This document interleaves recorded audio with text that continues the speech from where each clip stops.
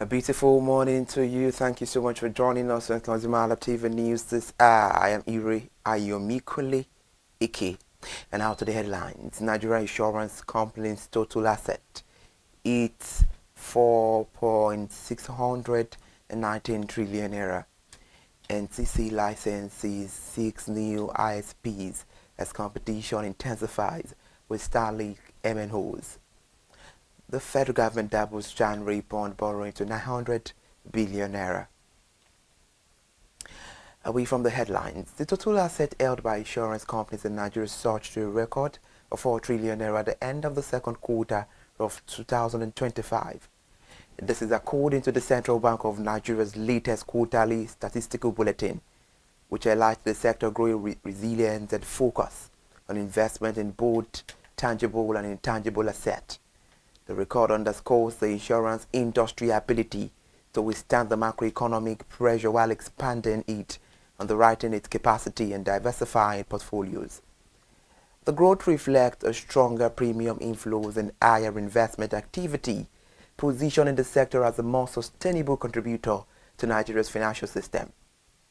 According to the CBN data, the total asset grew by 454 billion naira quarter on quarter in the second quarter of 2025, representing a 10.9% increase compared to the first quarter with 4.165 trillion naira. And now the Nigerian Communications Commission has licensed 6 new internet service providers to operate in Nigeria effective from the 1st of January 2026 to deepen the competition in the market already under pressure from mobile network operators. The development was confirmed through the NCC updated licensing database, which shows a rise in the number of authorized ISPs despite the growing market concentration and shrinking customers.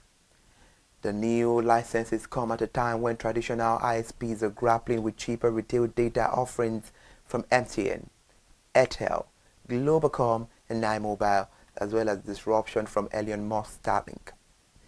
And now NTC licensing data shows the addition of 6 companies has pushed the total number of licensed internet service providers in Nigeria to 231 from 225 in December 2025. The data also highlights a strong geographic concentration of ISP operations in a few urban centers, underscoring persistent gaps in broadband distribution across the country. The federal government has moved to significantly scale up domestic borrowing, planning to raise as much as 900 billion from its January 2026 bond auction. The amount doubles the 450 billion naira that was targeted in January 2025, as fiscal pressures and refinancing needs continue to mount. The offer document released by the Debt Management Office showed that the January 2026 auction will feature 3 reopened federal government of Nigeria bonds with a combined size of 900 billion naira, marking a 100% year-on-year increase in the size of the January offering. Moreover, in January 2025, the government seemed to adopt a more restrained borrowing posture, offering 3 bonds across the 5-year, 7-year, and 10-year segment. The Central Bank of Nigeria is expected to conduct today its second Treasury bills auction for the month of January 2026, valued at 1.15 trillion naira amid elevated system liquidity and mixed interest rate expectations. The Apex Bank will open a total offer size of 1.15 trillion naira across the 3 standard maturities: 91 days, 182 days, 364 days, continuing a strategy to aggressive market funding through the short-term domestic instrument. The auction comes at a time when investors remain sensitive to inflation dynamics, monetary policy, signals, and liquidity management operations by the CBN. Away from there now, the Center for the Promotion of Private Enterprise, CPPE, has raised serious concerns over renewed calls for the imposition of additional taxes on sugar sweetened non-alcoholic beverages in Nigeria. The warning was contained in a policy brief made available to newsmen yesterday, as the CPPE warned that such a move could carry a significant economic risk while delivering limited public health benefit.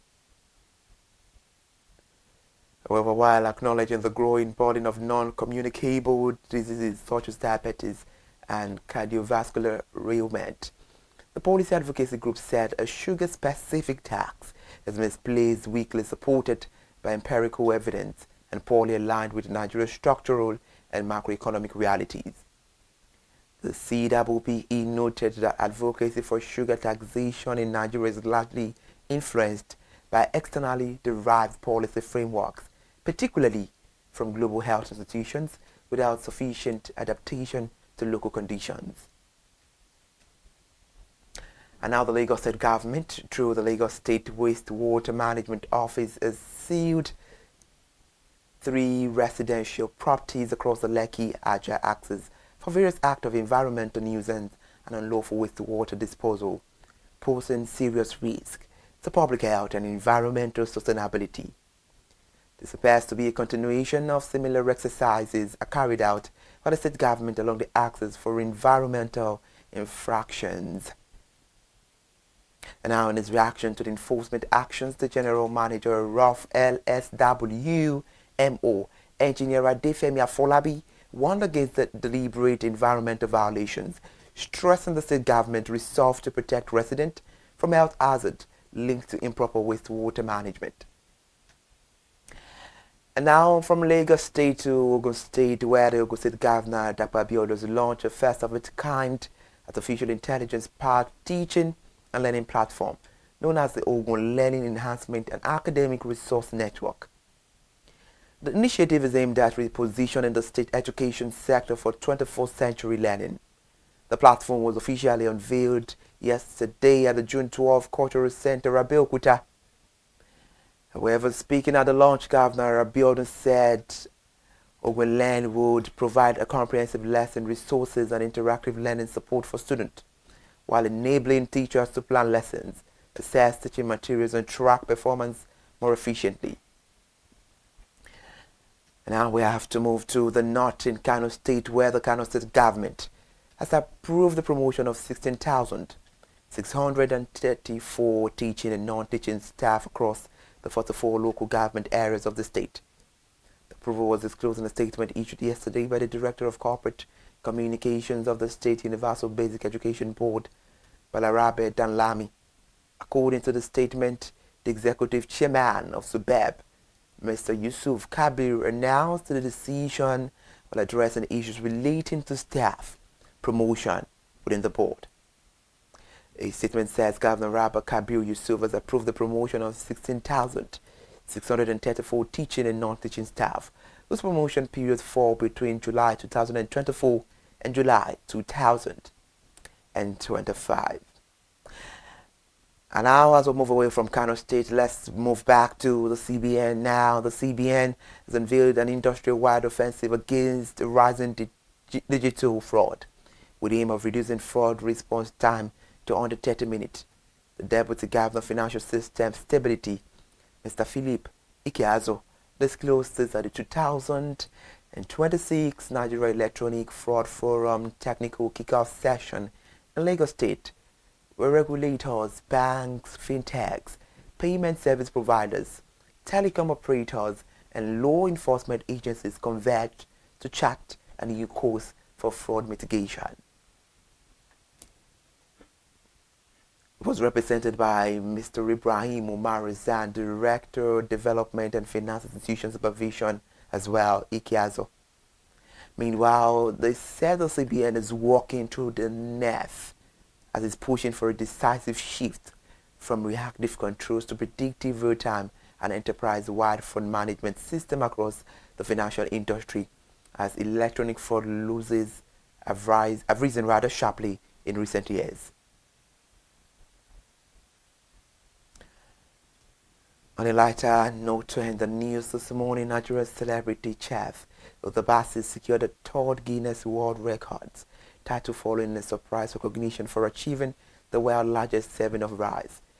Development was confirmed by Guinness World Records after a post-event review of a 2025 record attempt in collaboration with food brand Gino. The latest recognition for the cement Advocacy status as one of Nigeria's most accomplished figures on the global stage. The Guinness confirmed that the record-breaking feat was achieved on September 12, 2025 in ConsumerHalla, Lagos, where Advocacy and a team prepared 1,780 kilograms of rice. Although the initial goal was to set a new record for the largest serving of Nigerian style jollof rice, Guinness later determined that the same effort also qualified as the largest serving of rice overall. Thank you so much for joining us on the news this morning. I am Iri Ayomikunle, aka bye for now.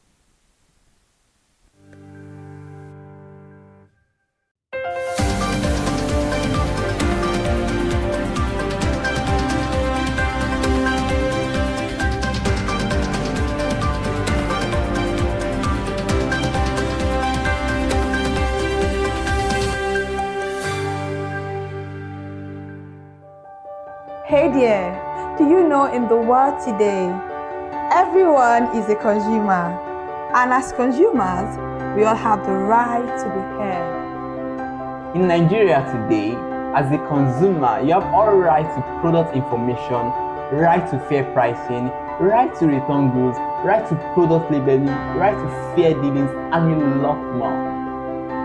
Well then, have you heard about the new media channel? ConsumerHallaTV. ConsumerHallaTV. ConsumerHallaTV. At ConsumerHallaTV, our goal is to inform and educate consumers in Nigeria with insightful news alongside development within the fast-paced world of consumers through well-researched, specialized, and analytical content. Our vision at ConsumerHallaTV is to create an engaging platform that provides right connections for meaningful brands in Nigeria, thus creating a more caring world for consumers where business thrives. And guess what? Our ConsumerHalla brand is the first consumer complaint resolution portal in Nigeria, powered by a 72-hour feedback mechanism. We offer consumer advocacy, informative talk shows, branding promotions, advertising, and lots more. Connect with us via our YouTube channel at ConsumerHallaTV. Follow us on our Facebook page, ConsumerHallaTV, our Instagram page, ConsumerHallaTV, and do well to subscribe to our YouTube channel. Subscription is free. ConsumerHallaTV. At ConsumerHallaTV, you deserve to be heard. At ConsumerHallaTV, you deserve to be heard.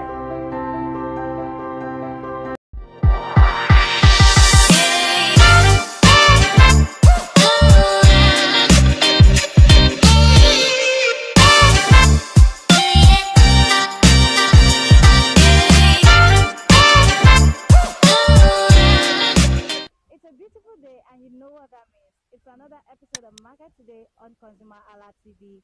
As we all know, Market Today is a show where we explore different markets for the prices of different commodities, talk about food items, talk about cosmetics, gadgets, and every other item that constitutes the consumer's daily buy. Today we are back at Bariga Market to know the current prices of food items, to know if the prices are stable, if the economy is more stable, if the prices of food items are more stable, or if it has gone higher. My name is Nwoke Peace. Come with me, let's explore Bariga Market today on ConsumerHallaTV.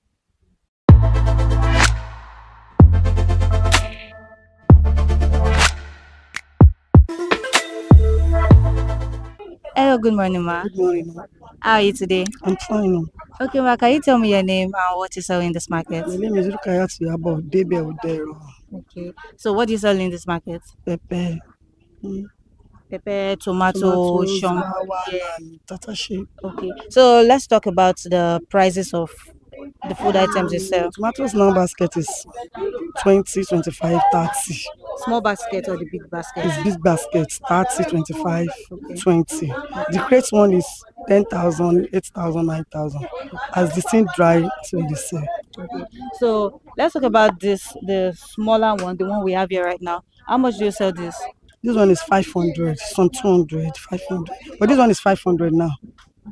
There's 200 naira tomato. 200 naira tomatoes there Please, now. can we? Which one is it? Where is it? I know she 200 naira, but this one is 500 naira. Okay, but if I want to get to if you want, 200 naira, I'll say 200 you sell naira. to me. Oh, that's good. Okay, let's talk about the Shombo. Shombo now, the Zak is some, they sell some 30,000, 25,000. Okay. Some is 16,000.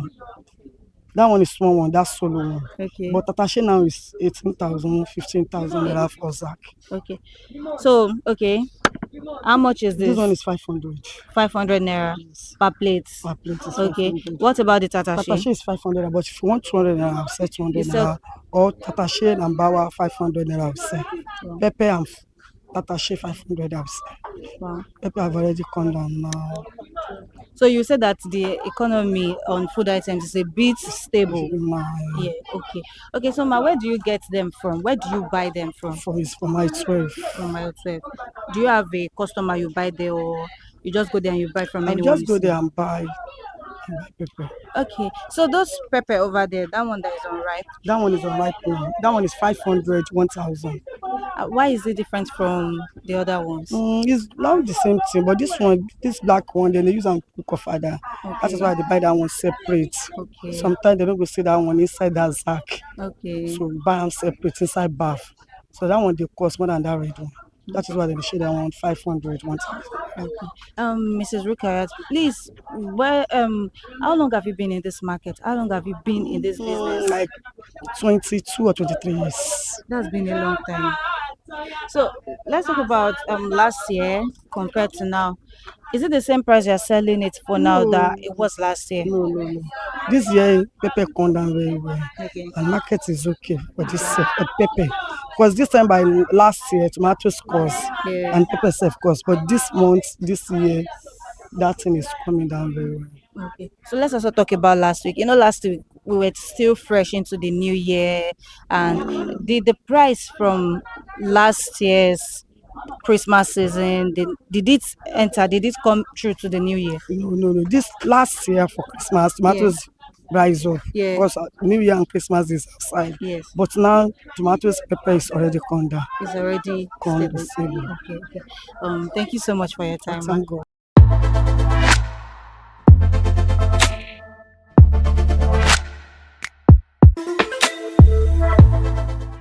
Hello, good morning, ma. Good morning. How are you today? I'm fine. Okay, ma, can you tell me your name? My name is Ngozi. Oh, Mrs. Ngozi. Yeah. Okay, so what did you come to this market to do? What did you come to do in Bariga Market? Although I came to bank to go and do some changes of number, Okay. then I have to come inside market to buy pomo and peppers just to make a small soup. Okay, ma, so since you came to buy something in the market, let's talk about the prices. Do you think the prices are a bit stable now, or do you think it's still high? Something is still high in the market. Still high. Okay, so the pomo that you bought today, is it the same price you bought it last year? Is it the same price? Yes. Okay. Yes. So have you ever had a time where pomo is on the high price? That you've ever bought it that is very high compared to how stable it is now, how cheap it is right now? Yes, it does. Like last year, in fact, as at last year, things are like all those food stuff, things are costly, but yet for now it has not yet come down. It hasn't come down. Yes, it hasn't come down. So you think it is still high? Yes, it's still high. Okay, but let's assume you are here to get food stuff for the family. How much would you budget to buy in bulk? If I should say I want to buy in bulk, Yeah. if someone should say she wants to buy in bulk, is it food stocks Yeah, only? just food stuff. Yeah. Although if you are ready to buy in bulk for cheaper price, somebody should go to like Oyinbo. It's good. buying in bulk, you will get it cheaper in Oyigbo market. Yes. But let's assume you're in this market, Bariga market. Is it only when you want to buy, on the small scale that you come here? What if you want to buy? Yes, if I want to buy in a small scale that I normally. That you only come here? Yes. Yes. Okay.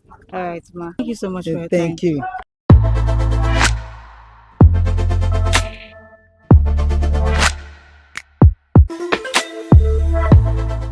Hello, good morning. Good morning. How are you today? Fine. Okay, so can you tell me your name? My name is Esther. Esther.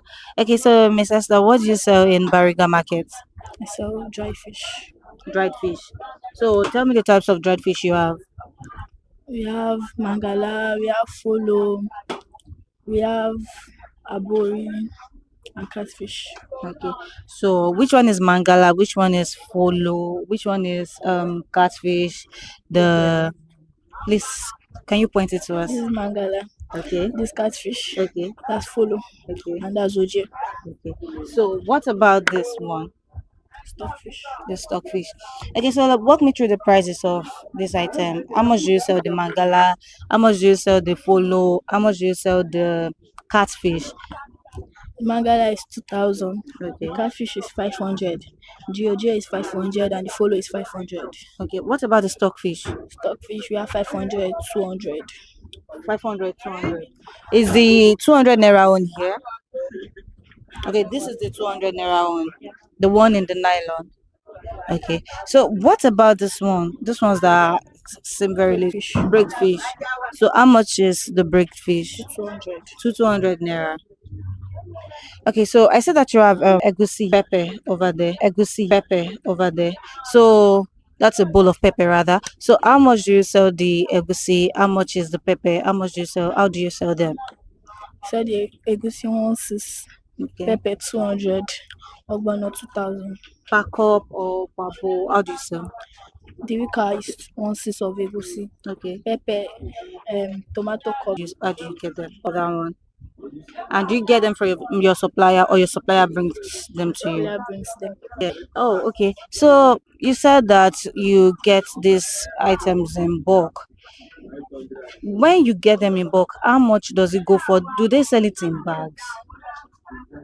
Is it No. When you go outside to buy them, is it in bags? yes. Okay, so how much do you get the bags for? How much do they go for? Some get them 8,000, 120, 90.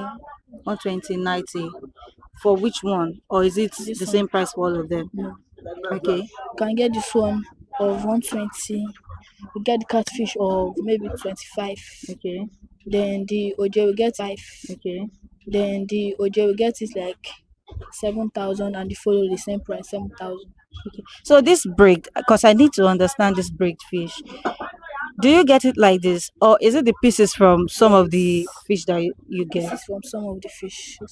Okay, from the fishes that you get, then you bring everything together and you sell them, and it's only for 200 naira. Okay. So how has this market been for you? How has it been sustainable to you? It has been going well, sha. We thank God, yeah. Okay, compared to last year, do you think the prices of these items are they stable now, or are they still high? They're still high. Why will you say that? Why do you say that? Because I know people are basically major food items that we talked about today. People are saying that the prices are a bit fair right now, but now you're saying that the prices of fish are still high. So why will you say that? I would say because sometimes my mom usually buy the fish and she will not see the gain. Or even the price of the price she bought it in one complete. It will not be complete. So when your mommy buys this item, the only thing she gets back is her capital at times. And then, but even though the price is not stable, and sometimes you don't get much profit from it, why do you keep buying it? Why do you continue? Because that's the reason. That's the reason why people. That's the reason why most people are here. Okay, so the major reason people come to you is because you have fish that you sell, fishes that you sell to them, dried fishes. Okay. Thank you so much for your time. Okay.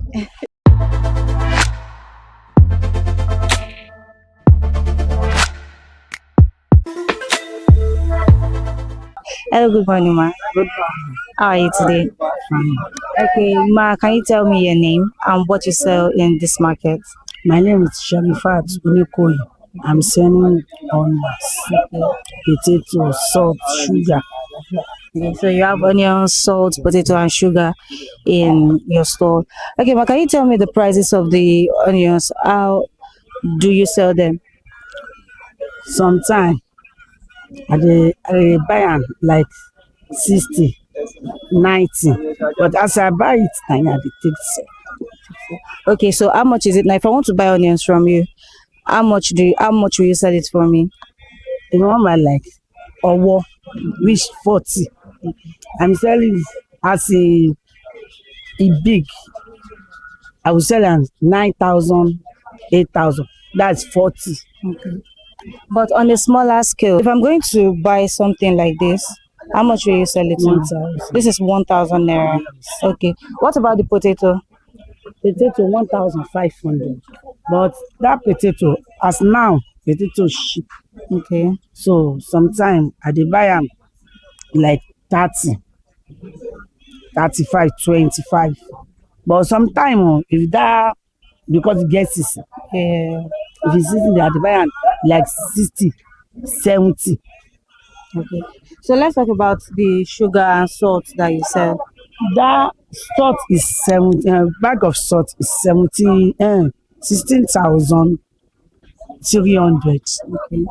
So like the price that they buy am before, they buy am like 16,000. Yeah. But now they buy am 16,500, sometimes 70. As that price. Yeah. Okay. So now you say you bought it 16,000 naira. Yes. Okay. So when we want to buy rice, you buy rice in cups, derica and stuff. Do you also sell this in derica or you sell it in cup? I dey sell pocket. That yellow pocket is 2,000 naira. Okay. That pan is 700. Okay. Another cup is 500.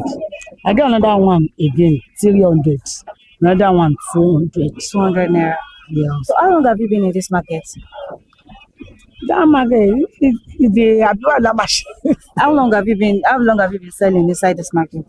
Don't tell Momo. It don't pass like 20 years. Like 20 years.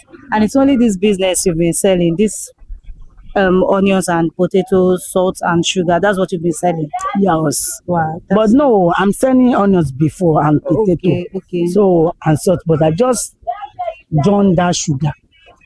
So if I want to buy the cheapest item, let's say I'm with 500 naira, what is the cheapest thing I can buy from you? Like onions or any of them. If like the price you want to buy, then I did sell. Okay. Don't be say cheap base. No, not like that. So there's a fixed price for how you sell. Yeah. Okay. And the fixed price is from 1,000 naira. Some people that 1,000 naira, but some people they are still 2,500. Okay. Still 2,000. 2,000. But if I see that market no dey, I fit sell am like that. So okay, if there's no market, you can sell 3 for 2,500, 3 for 2,000. Yes. Okay, but when the market is good, It's 1,000. 1,000 naira. Yes. So let's talk about last year. Compared to now we're in January. It's the beginning of a new year. Yeah. So compared to last year, how would you describe the prices? Is it okay? Is it stable or it's not? No, that onions is not state. It's not state as say this amount wey go dey buy. Yeah. Shey you understand? Yes. Like the onions now, last year e no cost. Okay. Never change until now. The price never change. Okay. But what about potato? Potato na the same thing. Potato, I tell you before that potato gets season. Yeah. But now potato dey.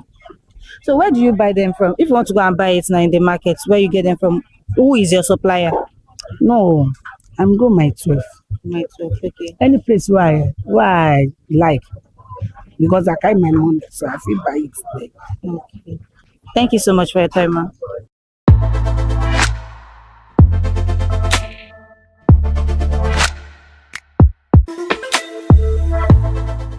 Hello, good morning. Yeah, good morning. How are you today? Fine, fine. Okay, can you tell me your name and what you sell in Bariga Market? Okay, my name is Victor Oyogo. Okay, I sell food stuff okay, like egusi, okay, spaghetti, palm oil. Like this one is Kings, unbranded Prince. okay, The oil is okay, it's nice. okay, But we bought it direct from our company, the company of Kings. okay. But it's not sealed. Alright. Once we take our cake there, so they will now refill it inside. Okay, for you. So once they bring it, we now measure it like this. Yeah. We sell at the good price. Okay. So I see that you have crayfish, you have granite, you have ogbono. What is that? Yeah, this is tiny egusi too. Okay. That's This is my this first size. time I've seen this. It's okay. It's okay. The egusi is nice. You understand? Tiny ones. Like this one is normal egusi, the big ones. But the Yeah. special of this one is more Yeah. small. Small. So and we have the crayfish. Okay. The crayfish. This crayfish is okay from Calabar. Okay. Oran crayfish, and it's okay. You have the nice taste. Yeah. Let's talk about this pepper. Okay. There are two different types of pepper. Yeah. Actually, this one now is Ata Ijosi. You understand? Ata Ijosi. Ijosi. Okay. This one is more pepperish Okay. than this one, but this one has taste more than this one. Okay. So Yes, what's this one's name? Shombo. Shombo. Yeah. Oh, this is dried shombo. Dry shombo. Okay, that is good. So let's talk about, now that we know the food items, let's Yeah. talk about the food prices. Okay. So how much do you sell the derica of egusi, crayfish, Okay. the small egusi, the big egusi, the ogbono? So how do you sell them? Like this one, the we sell at retail price 1.6. Okay. Wholesale price we says 1.5 last. Alright. Depend the person that come. So this one too, we says Derica 3,000 naira 2.8 last. Okay. That's for the Derica. Yeah. We actually sell cups too. Cup is 1,000 naira. Cup is 1,000. Do you sell cup for egusi? Cup we says How much? 400 naira. 400 Yes, naira. yes. What about the small egusi? Both of them are the same price. Okay. Yeah. What about the ogbono? How much do you sell? Okay. The obono is confirmed. Okay. Confirmed. It's Badagry obono. Badagry. We said this one is half drinker. We have drinker too as well. Drinker is 8,000 naira. Half drinker is 4,000. 4,000. White cup we said 2,000 naira. 2,000 naira. Okay, let's talk about the granules and the peppers. Okay. How much is the granite for? Is it paint? Yeah, paint. Okay, this tiny one called Ijosi. Yeah. This one we sell paint 8,500. Okay. The normal shombo we sell it 8,000 naira. 8,000 naira. Okay. What about the cup? What if I cup. only have money for cup? Okay, like this one now we sell it at the rate of 1.5. This cup 800 naira. Okay. Derica 3,000 naira. The derica is 3,000 naira. This one half paint. Half paint, that's 4,000 naira. 4,250. 4,250. Okay, so I see that you also have eggs here. Yes, we have eggs. How much do you sell the eggs? The egg we sell it at the rate of 5,500. 5,500. 5,500. 5,500 naira. Okay, now we've known the prices, we've known the list of food items you have here. Let's talk about where you get them from. This egusi, where do you get it from? Normally we get it from Enugu State. Enugu State. Yeah, Enugu Suka. Okay. So once they offloaded it at Oyimbo. Okay. So we now go there to Oyibo to get it. offloaded the egusi and be selling it at here in Bariga. Okay. What about the egg? Do you The get egg- it from a farm? Yeah, we get it from the farm at Ikorodu, Ikorodu. Agric side. Agric. Okay. Let's talk about the ogbono. Where do you get it from? The same place as well. The same Enugu. Okay. Oh, let's talk about. I'm particularly interested in this small egusi. Okay. Where do you get the small egusi from? It's the same place actually.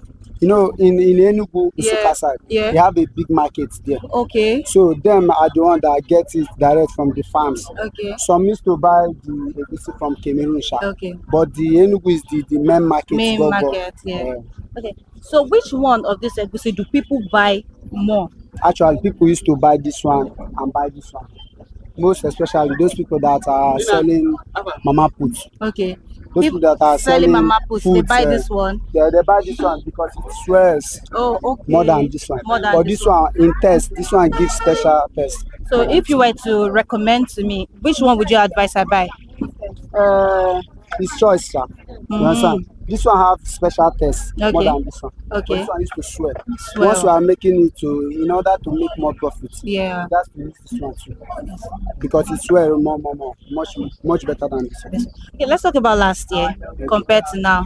Do you think the prices of these food items are on the high end, or is it stable now? Are they stable now? Like last year now, actually last year, food items went drop. Drop. Yes, drop. But we don't know about this year. You know, Nigeria things are going up A and bit down. shaky. Yeah. Okay. Let's move away from this. Let's talk about the tomato paste, the spaghetti, Okay. the Maggi. How much is spaghetti?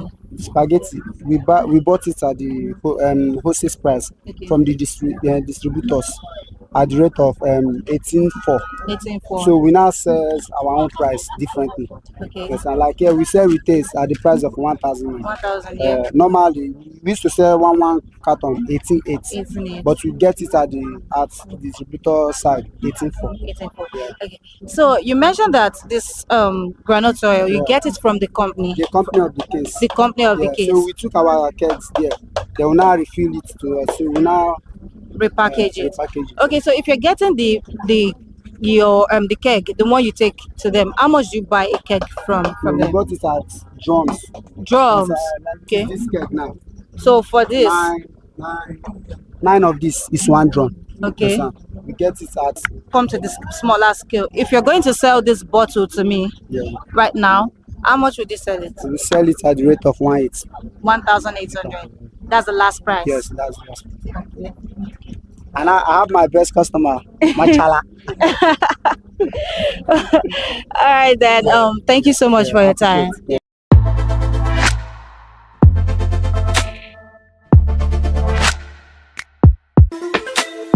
As we all know, food makes the hungry man happier. That is why we have explored Bariga Market today to know what the current prices of food items are in the streets. My name is Uwoke Peace, and this is Market Today on ConsumerHallaTV. It is not over, but until the next time, you can catch us on ConsumerHallaTV on Twitter, Facebook, Instagram, and TikTok. Until the next episode, bye for now.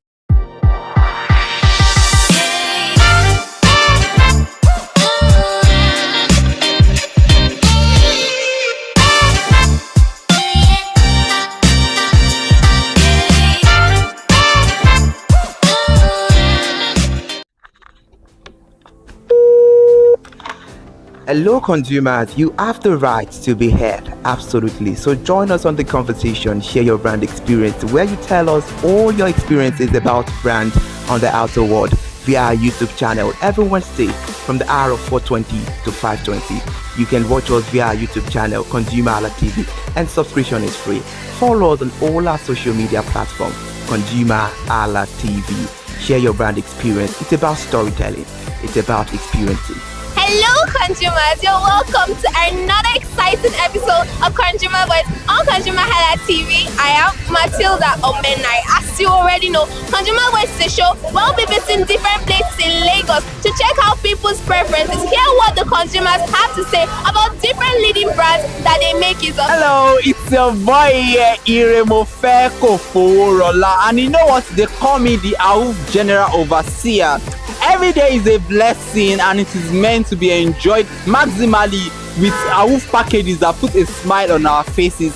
And guess what? That is why this show AUF is for you. You can get to know about trendy market slashes, promos, offers and juicy deals that put a smile on your faces, and you can always enjoy them maximally. And you know one thing that is so interesting about this show? It is a blend of English and Pidgin. As I dey run you English, now I go dey marry am with Pidgin, make am spicy. So catch me every time on the show to enjoy more about trendy AUF packages. Peace. Public service announcement. Hello consumers, I am Kikelomo Ajibola and welcome to the Scam Alert segment on ConsumerHallaTV.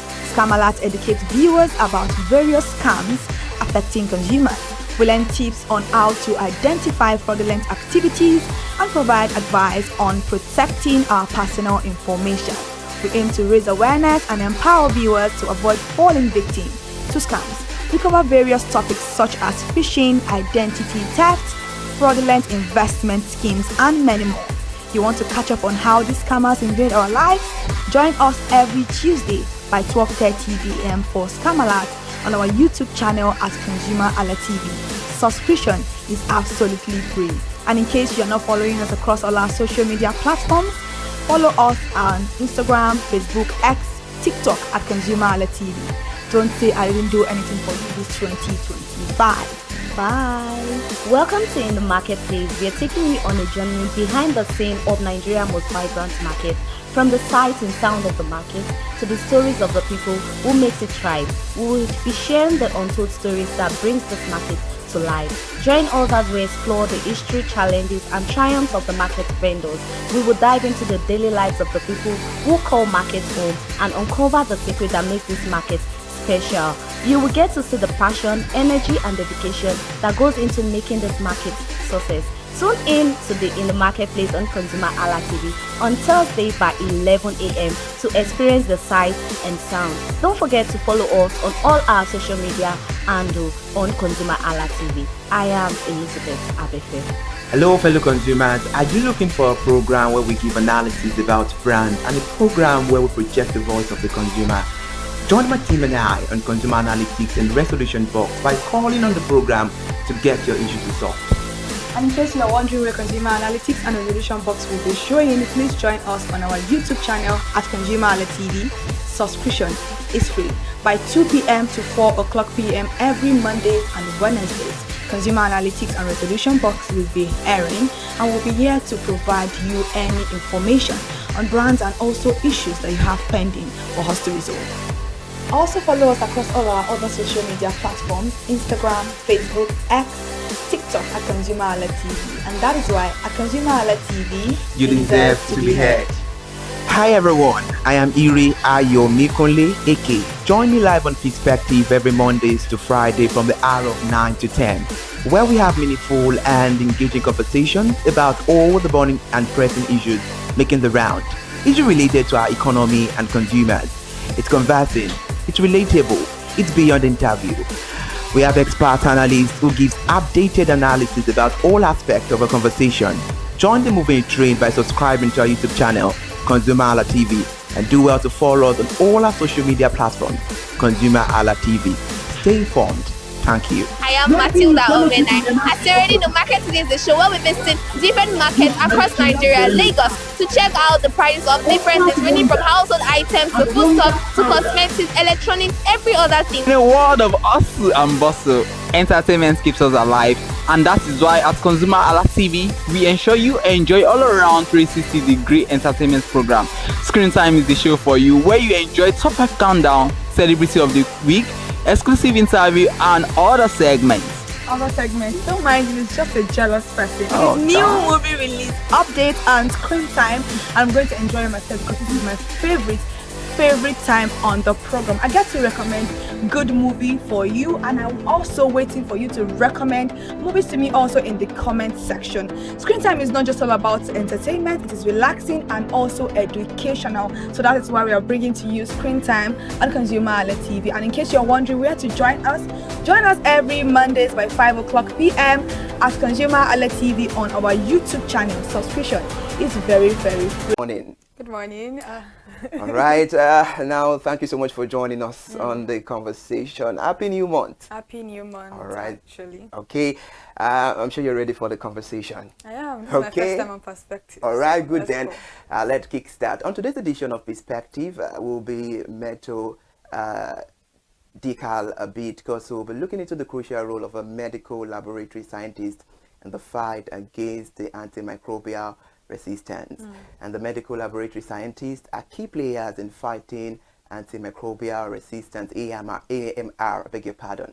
They use tests like microscopy, culture, and the susceptibility to test the identify pathogens, which are the bacterium, virus, or other microorganisms that can cause disease, and also to guide treatment and track the resistance patterns. This helps preserve the antibiotic effectiveness and protect the public health. Simple actions like seeking proper diagnosis and avoiding self-medication, which can make a big difference. And for more insight On the conversation this beautiful morning, we have Mr. Oluwafemi Peters Oladele, who will help us understand the importance of this conversation relating to our economy. It's a pleasure to have you, Mr. Peters. Thank you so much for joining us on the conversation. Thank you so much for having me. All right, then you look dap. Thank you. All right, are you ready for the conversation? Definitely. All right, good. Now let's get into it. What are the most common misconceptions about AMR, and how can we address them in Nigeria? So, the biggest one would be the common knowledge which we are driven by at the start of the word, which is that every ailment, every sickness is malaria or typhoid. Yeah. So this belief has driven us to everyone being physicians of their own. You'll see a mother who sees a child, I have a headache, I feel hot, and just runs to the chemist, yeah. to not even the pharmacy. The chemist that we call in Nigeria. A chemist, just a roadside shop to get medication, anti-malaria, antibiotics, to just get them treated. And once they feel that, okay, this person, the fever has broken, no more headache, they stop the medication. And according to World Health Organization, it is funny to say that wellness is, or well-being is not just absence of disease. It's not just when you don't feel well. It's the complete and wholesome physical, mental, and social well-being. There are some people, they don't feel hot, they don't have fever, but then they are sick. They are mentally sick. So if you now say that, okay, it's only when you have fever that you're sick, it's a fallacy. So the major misconception is the fact that we do not understand that well-being or wellness is far beyond just absence of these symptoms. Okay. There are many diseases that might have the same symptom. Take, for example, the common cold. Yeah. Influence caused by maybe influenza. And also look at, compare that with pneumonia. Bacterial pneumonia, though they do have the same catarrh, cough and all that, but then if you use antibiotics for what you can just treat with by just resting, because your body makeup has its own war machineries that fight these things, which are the white blood cells. So sometimes what we just need is rest, but then everything is malaria, typhoid. So I believe that with this understanding that not everything needs treatment first, and the right way, how do you know that your the cause of your car's fault if you don't take it to a mechanic to diagnose it? Exactly. So we just see ourselves just doing things just because we feel like it. I think we even take care of our cars more than we take care of ourselves, because we all know that you cannot just open your bonnet and start, going through it. But when it comes to our body, ourselves, which is actually the engine of life, we don't get to take care of it as much as we do other things in life. But before we continue on the conversation this morning, I want to actually understand what AMR is, what is antimicrobial resistance, what causes them, and the facts that many Nigerians may be familiar of, there is something that causes this particular thing, but they don't know what it is and how they can avoid it. Okay. In simple terms, let's take, for example, someone comes to you and gives you a slap through this door. The next day, the person comes through this door and gives you the same slap. The third day, the person comes through this door and gives you the same slap. What would be your response? You might want to close the door to prevent that kind of assault. So antimicrobial resistance, in simple terms, is when the drug, which is the antibiotics, we use for bacteria, because antibiotics is for bacteria. Okay. So when you use antibiotics for a viral infection, it won't work. So antimicrobial resistance is this: the bacteria that does antibiotics, as opposed to kill, they grow resistant. They create some kind of wall against the antibiotics that is being used. Okay. So that is the simple concept of what antimicrobial resistance is. So that is how this happens. So the general knowledge is this. We've seen that, you see people say that, okay, Staph aureus, if you have this thing, Staph aureus, you hear that this thing very commonly. And then when you see someone with maybe UTI, when you see someone with maybe some people even STIs. I've seen a lady when I was doing my service. She just she told me that she was having some kind of feeling, and she brought out an antibiotics, just the one that she has been using before, and she just takes one or two, and she sees that she's feeling better. She leaves it. Yeah, they continue the medication. Yeah, they don't finish the medication.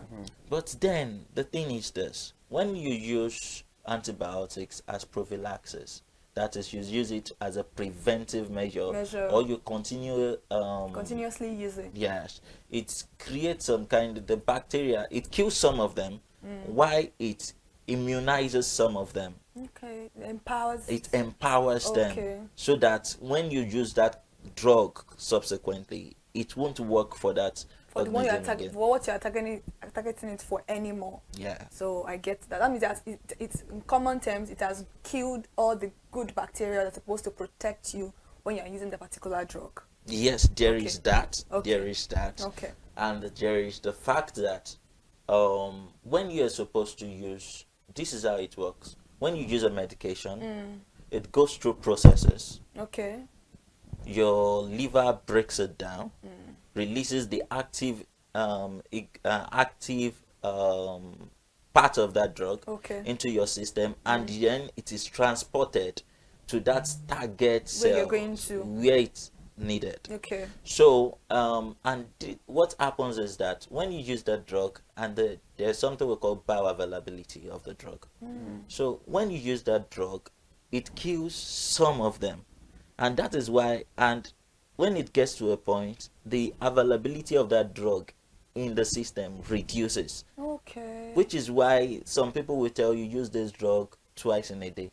Oh, use once a day. Yes, yes. So because it is believed that after like 9 hours or 12 hours, the concentration of that drug has reduced. Okay. So you need to replenish it. Okay. So that the effect of the drug would continue. And that is why they tell you that, okay, use this for 5 days. Exactly, in limited time, not stay on it for the rest of your life. So use this for 5 days, but then you see people say after 2 days they feel well and they stop it. Yeah, especially with malaria drugs. Nigerians, we do that a lot. All right, interesting. Mr. Oluwafemi, I love those analyses. They are LD and they are sharp. Now, let's look into this. How can the medical laboratory scientists collaborate with healthcare professionals to optimize antibiotic use and reduce AMR? Well, that's a very lovely question. I think we are doing better now compared to some 10 years ago, because medical practice now is working towards even personalized medicine. And what do I mean by that? We've come to understand the importance of collaboration in the healthcare space, in the medical space, where we see the importance of the doctor, with the importance of the pharmacist, the importance of the nurse, the importance of the medical laboratory scientist. Okay. Some years ago, we do not have that. I could remember when during my training as a medical laboratory scientist, I went to a doctor in our clinic then, and I told him that, see, I've done tests and I've seen that I have malaria. And the guy was like, who told you that? It's only it's testing that will tell you that you have malaria. I was like, what are you even saying? The only way you can confirm if you have an ailment is when you go through testing. And now, because you want to prove some kind of superiority complex, you're trying to talk me down. And at the end of that conversation, he was telling me that, do you know you can still go back and do medicine? I was like, that's even out of the point. But now we've come to understand the unique roles of each healthcare professional. So the role of the medical laboratory scientist is even beyond diagnosis. We even do surveillance. Okay. Because you cannot say that a drug is resistant except we tell you that it's resistant. Oh. Because in a climb like ours, 2 weeks ago, I was in a conference, a summit, Impact Africa Summit. And then they asked a question like, okay, how do you know the effectiveness of the drug and all that? And the first thing the physician said was that, see, the first thing that comes to mind when you talk about, when you see a drug not functioning, is that you've prescribed or you've used a fake drug. There's that. There's that. There's that. And there is drug resistance. So the first thing that comes to mind for a random physician who is not that deep is that maybe it's a fake drug. Let's try and get from another source. But then you cannot confirm that a drug is resistant if we have not told you that it's resistant. Because what we do in the lab is that we try to isolate the organism. We try to grow it in the lab. And then we test different drugs.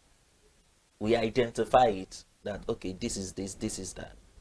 Then we try to test different drugs against that organism.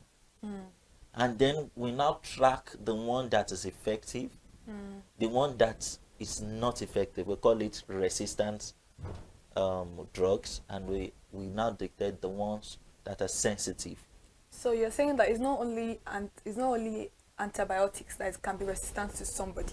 No. There can be other drugs also that can be resistant to somebody, because I think in the last 3 years, antibiotics has been the forefront of conversations for medical practitioners about resistance, about how they will do surgeries for people and then they will try to treat some infections with antibiotics, and it doesn't work anymore. All because of the fact that the people, Nigerians, we tend to use a lot of antibiotics. I don't know who is prescribing it for us, but any little thing we are going to, just like a UTI you mentioned, most ladies will tell you, I'll use Flagyl 400 and then I'm good to go. You didn't go to the hospital to know whether you can use it. You didn't even know whether you can take injection for it, because a lot of people think infection is stereotype alone to sexually transmitted disease, whereas you can get UTI as a lady in a different form, but they don't know. Maybe they are shy to talk about that with their doctors. Maybe they don't want to be judged, because most of them will be like, why would I go to the hospital to go and tell a male doctor or a female doctor that I have? They'll be like, oh, maybe I am loose. Those are conversations that medical practitioners need to actually have with different people. They need to bring out this awareness that there's some illness that is not even associated to STI, but many people don't know that. We are, according to maybe research or statistics, it's common for women to actually have infection. Maybe because of where you are using your toilet, maybe the water you are using. The first time I got a UTI infection, it was the water in where I served in Ibadan. It was a well water that I used, and I noticed it, and I'm like, I've never, something that I've never noticed that before. I've never had a change in my body like that. So I called my father. Like, Dad, this is like, okay, go to the hospital. Somebody told me, a friend of mine told me to use Flagyl 400. I've never heard of Flagyl as 400 milligrams. I only know the Flagyl, and that Flagyl that we even use for stopping poo is not even a right medication for stopping poo. So I don't use it anymore. But if I tell my mom now that you don't use Flagyl, she'll be like, that's what they used to stop poo. There's a particular medication for poo, for you to stop your poo, for stooling. That's not it, but she doesn't listen. So I called my father. Was like, no, go to the hospital, go and check what's wrong, because I just explained my symptoms to my friend, my female friend, and she was like, no, just use Flagyl, that's it. So maybe she has gotten it a lot of time, because that was the first time I was getting it. So I had to go to the hospital, and when I got, they were like, oh, buy a grapefruit or a grape wine, make sure you finish the whole bottle, and just come for 2 days medication, 2 days injection. And I went, and in that 2 days that was, and when I told her, I was like, are you sure it's gone? Because I treat mine sometimes for like 2 weeks. And I'm like, you can see the difference of someone that went to the hospital. And the doctor even explained to me that sometimes if you take a lot of grape, or what they call it, this grape juice, it tends to help your bladder release more, because you are forcing your pee, it's not coming out. But then your bladder is full, but because of the fact that you have a little bit of obstruction, that is the reason why. So just make sure you always take grape fruit, or I can't remember the name of but it tastes like grape. But I remember I took that Eva wine or something, that red one. That's what he recommended for, and I don't think he even gave me any medication. It was just those 2 days injections, and that was it. But for my friend, it was a different experience entirely. So it could be that for her now, maybe she's already getting that resistance that you are talking about. How can you be on that flagyl is very bitter. So I don't know how you're using it for a whole, and she's telling me 1 in the morning, 1 in the night. So you're telling me I'm going to use like 3 sachet for like, because I'm treating something. No, that's not going to work for it. So that's why I'm very particular about it. It's not now just about antibiotics. There are also other medications that you can actually develop resistance for. Yes, there are actually other resistance is resistant. It can be to a viral drug, it can be to many kind of medications, any kind. But the most common one has been antibiotics. Biotics. Okay, because that's what is very common. That is the most common one. And people just believe that if it has worked the first time, it will work the second time, which is not entirely true. The body has, take for example the UTI, the body has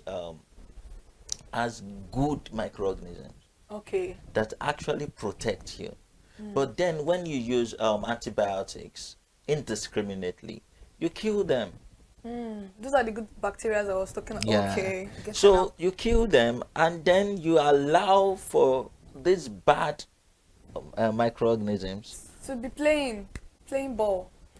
All right, interesting. Mr. Olafemi, while making your analysis the other time, you made mention of the role of the laboratory, and you made mention of surveillance. Now, let me ask you, can you please elaborate on the role of surveillance in tracking resistant patterns and informing public health policies?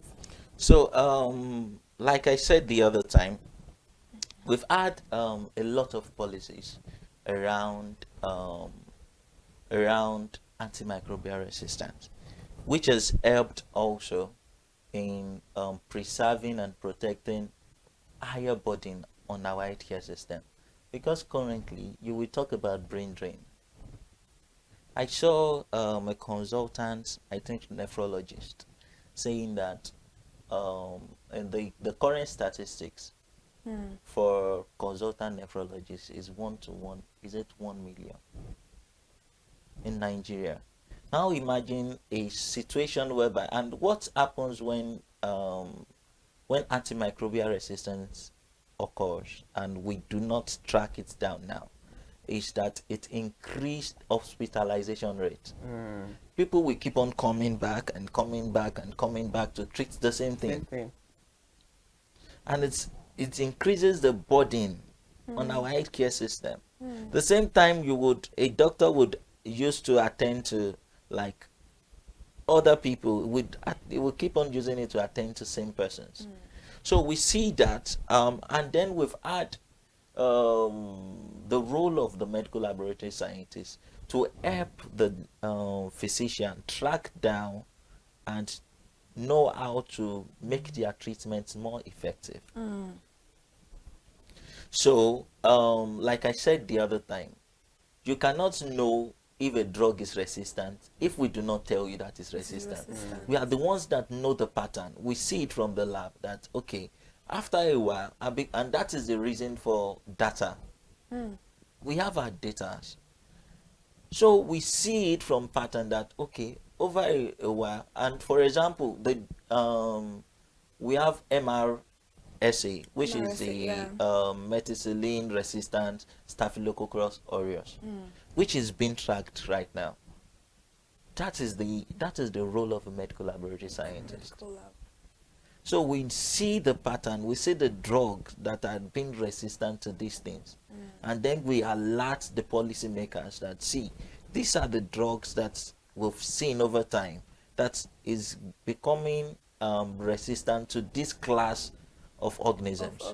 So it involves and it informs them of the kind of policies that can be taken to prevent these things.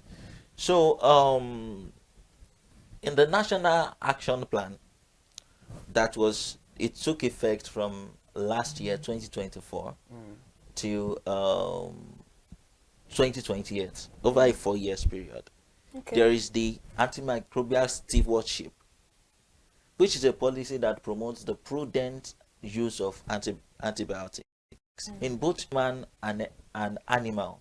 Do you know, shockingly, that one of the major contributors for drug resistance, this particular question, is from animal? I wanted to ask about agriculture, livestock. That's where my question is going to come from, because it's very, like, I'm aware of the fact that the medication they use in treating what we ingest can also cause a lot of antibiotic deposit in our body. So I wanted to ask you that. I wanted you to even explain in great detail how that's, because a lot of Nigerians consume chicken, beef, pork, stuff like that, and these are the medication that these what will I say it? Will I say the owners of this poultry, they don't even have the knowledge. It's not as if they have a veterinary doctor that is taking care of their livestock. They just let me just put antibiotics. Let me grind it into the water they are drinking. Let me do that, and then they are feeding these things, and for us consuming it also is depositing in our body. I wanted you to explain that for me. Those are one of the questions that I wanted to ask you. Okay. So you see, we in this our country, we are used to, we believe so much in knowledge that we don't have. Some of us, we've turned ourselves to doctors, we've turned ourselves to veterinary doctors, we've turned ourselves to mechanics, we've turned ourselves to talk about anything. Jack of all trades. So, and this is creating more harm than good. It is very right that antibiotic deposit comes from this livestock that we consume. Talk about cows, chickens, and all that. So sometimes the antibiotics being used for this treatment in these poultries, sometimes they are used for prophylaxis. That means they don't see anything happening to those chicken or those birds or those. Just before anything happens. Yeah, they do it every morning. That. And that puts the drug deposit in the meat that is produced from this livestock. So no matter the cooking that you cook, is still going to be there. It's still going to be there. It's not an organism that dies by maybe you eat them, you subject them to high temperatures and all that. No, that doesn't happen. So that means this particular drug doesn't have any effect, like negatively, because if they are giving it does. So no, I'm talking about the livestock, not us. Yeah, it does have a very, very bad effect on us, because that's what I'm talking about right now. I'm talking about the livestock, because I'm wondering how an animal will be taking this thing, and then the last consumers of this thing, are going to be the ones suffering from it. So that means maybe it doesn't have any effect on the animals, or what? Why exactly are they giving the animals those things? Drug resistance to happen in animals. It does. Okay. It does. Okay. And what happens is that when we now consume this produce, we take these, we call them superbugs, because they've been exposed to these drugs over time, and they've built immunities against them. And that is one. And we have zoonotic diseases, which is from animals to humans. Yeah. So as it affects them, it affects us too. Affect us. Okay. Okay. And that is where the role of policies come in. That is where it comes in. All right, interesting. I know you're enjoying yourself on the conversation this morning on Perspective. We're discussing the crucial role of medical laboratory scientists in the fight of antimicrobial resistance. And we have Mr. Oluwafemi Peters Oladele on the conversation. Let's go on a short break. When we come back, we dissect and ponder better on this issue. We'll be right back. Thank you so much for staying with us. Please sip your coffee. We'll be right back.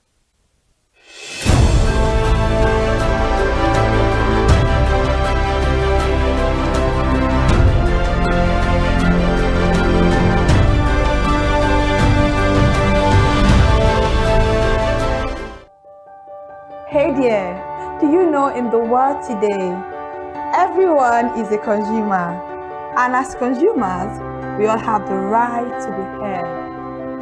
In Nigeria today, as a consumer, you have all right to product information, right to fair pricing, right to return goods, right to product labeling, right to fair dealings, and a lot more. Well then, have you heard about the new media channel? ConsumerHallaTV. ConsumerHallaTV. ConsumerHallaTV. At ConsumerHallaTV, our goal is to inform and educate consumers in Nigeria with insightful news alongside development within the fast-paced world of consumers through well-researched, specialized, and analytical content. Our vision at ConsumerHallaTV is to create an engaging platform that provides right connections for meaningful brands in Nigeria, thus creating a more caring world for consumers where business thrive. And guess what? Our ConsumerHalla brand is the first consumer complaint resolution portal in Nigeria, powered by a 72-hour feedback mechanism. We offer consumer advocacy, informative talk shows, branding promotions, advertising, and lots more. Connect with us via our YouTube channel at ConsumerHallaTV. Follow us on our Facebook page, ConsumerHallaTV, our Instagram page, ConsumerHallaTV, and do well to subscribe to our YouTube channel. Subscription is free. ConsumerHallaTV. At ConsumerHallaTV, you deserve to be heard. At ConsumerHallaTV, you deserve to be heard.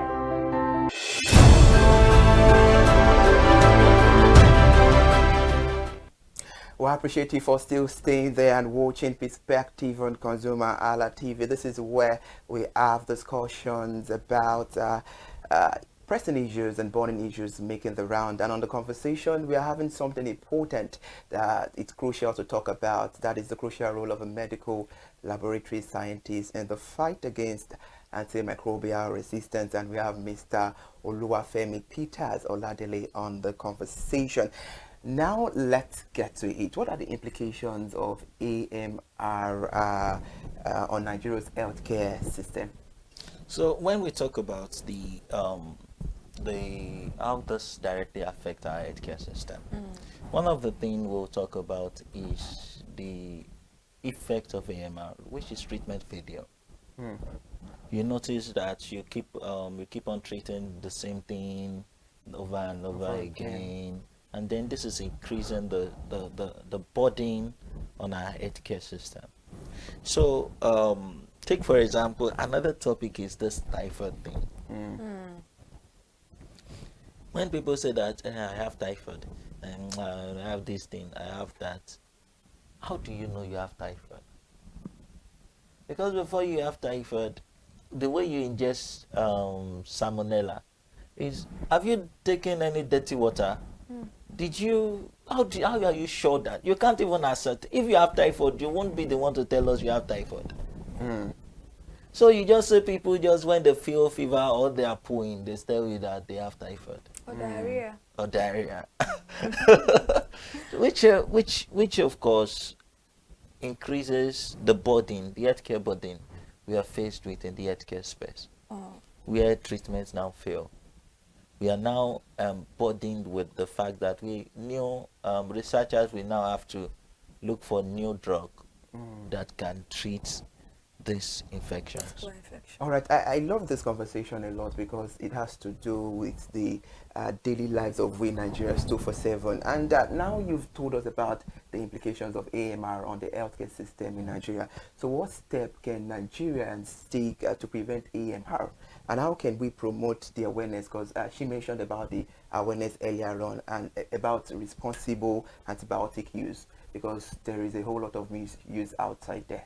Yeah, that is why I must commend platforms like ConsumerHalla TV, which gives the privilege to put out this information there, because they say knowledge is power. Yeah, it is. More of these things are earth behaviors that we've learned over generations. You see your mother treat any small thing, gives you anti-malaria, gives you 1 dose of antibiotics. When you give birth to, you believe that that is the pattern. And when you've seen it work once, you believe that it will continue to work. So it is on every one of us to put out that information. Like, I must commend you telling your friend about the need to go to the hospital to get tested, to get proper treatment. And then I must commend also you giving your mother a feedback that, okay, this is what I went through. Till now. But believe me, you've passed the message. They don't listen. These are our mothers. They don't listen. You tell them a lot of things, they'll be like, and you're more saying, you these children of nowadays. Do you know what's funny is that I feel like what you're saying is very true. It's like a generational thing. My mother did it, so why is it going to be a problem for me? This issue of dusting powder, all this rub for children. If I tell my mother, when I give birth, you will not shake my baby because of shaking baby syndrome. She doesn't believe any of that. Didn't I do it for you? You know how did you? Did you die? She tell me, like, you know all those. They are very funny that there are things that, and I now explain to her that, do you notice that the mortality rate in the country has dropped? Because people that are giving birth after you guys are more aware. You can't compare the mortality rate of when you were giving birth as at that time, even up to 2007, compared to it now. Even we losing mothers now, some mothers already have their birth plan. They will ask you, do you have blood in store for me? Because they are informed of all of these things. So, but the older generation would not listen. They would not listen to you because we have that issue. And these are issues that I feel like the public health care system needs to address. Maybe there's a need for just not taking drugs to rural area. There's a need for proper education. And I love the fact that you came here this morning to address people, to let them know that this is what is going on in the country. You having your baby on the same bed with you is as you saying that you want to just kill that child. God forbid, a lot of people's children die. You just see them, we slept together yesterday, now what happened? You might have rolled, or the people might have rolled and suffocated, but they don't understand any of this because they've been doing it, and so it is very, very safe and practical, which is not always like that.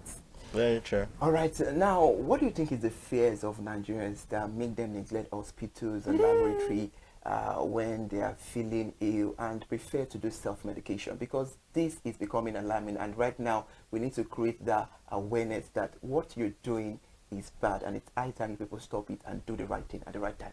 You see, one of the things I must commend the Lagos state government for is their role in helping to reduce payment of healthcare services out of pocket. Okay.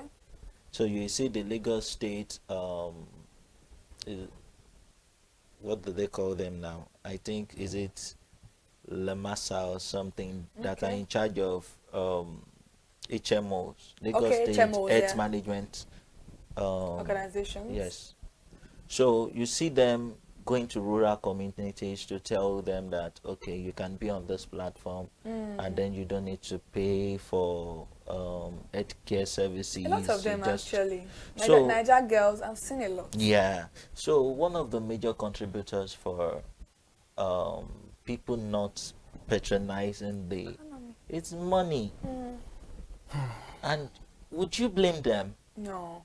Because the economy has affected the healthcare system too. take for example, some years ago, I'm a medical laboratory scientist.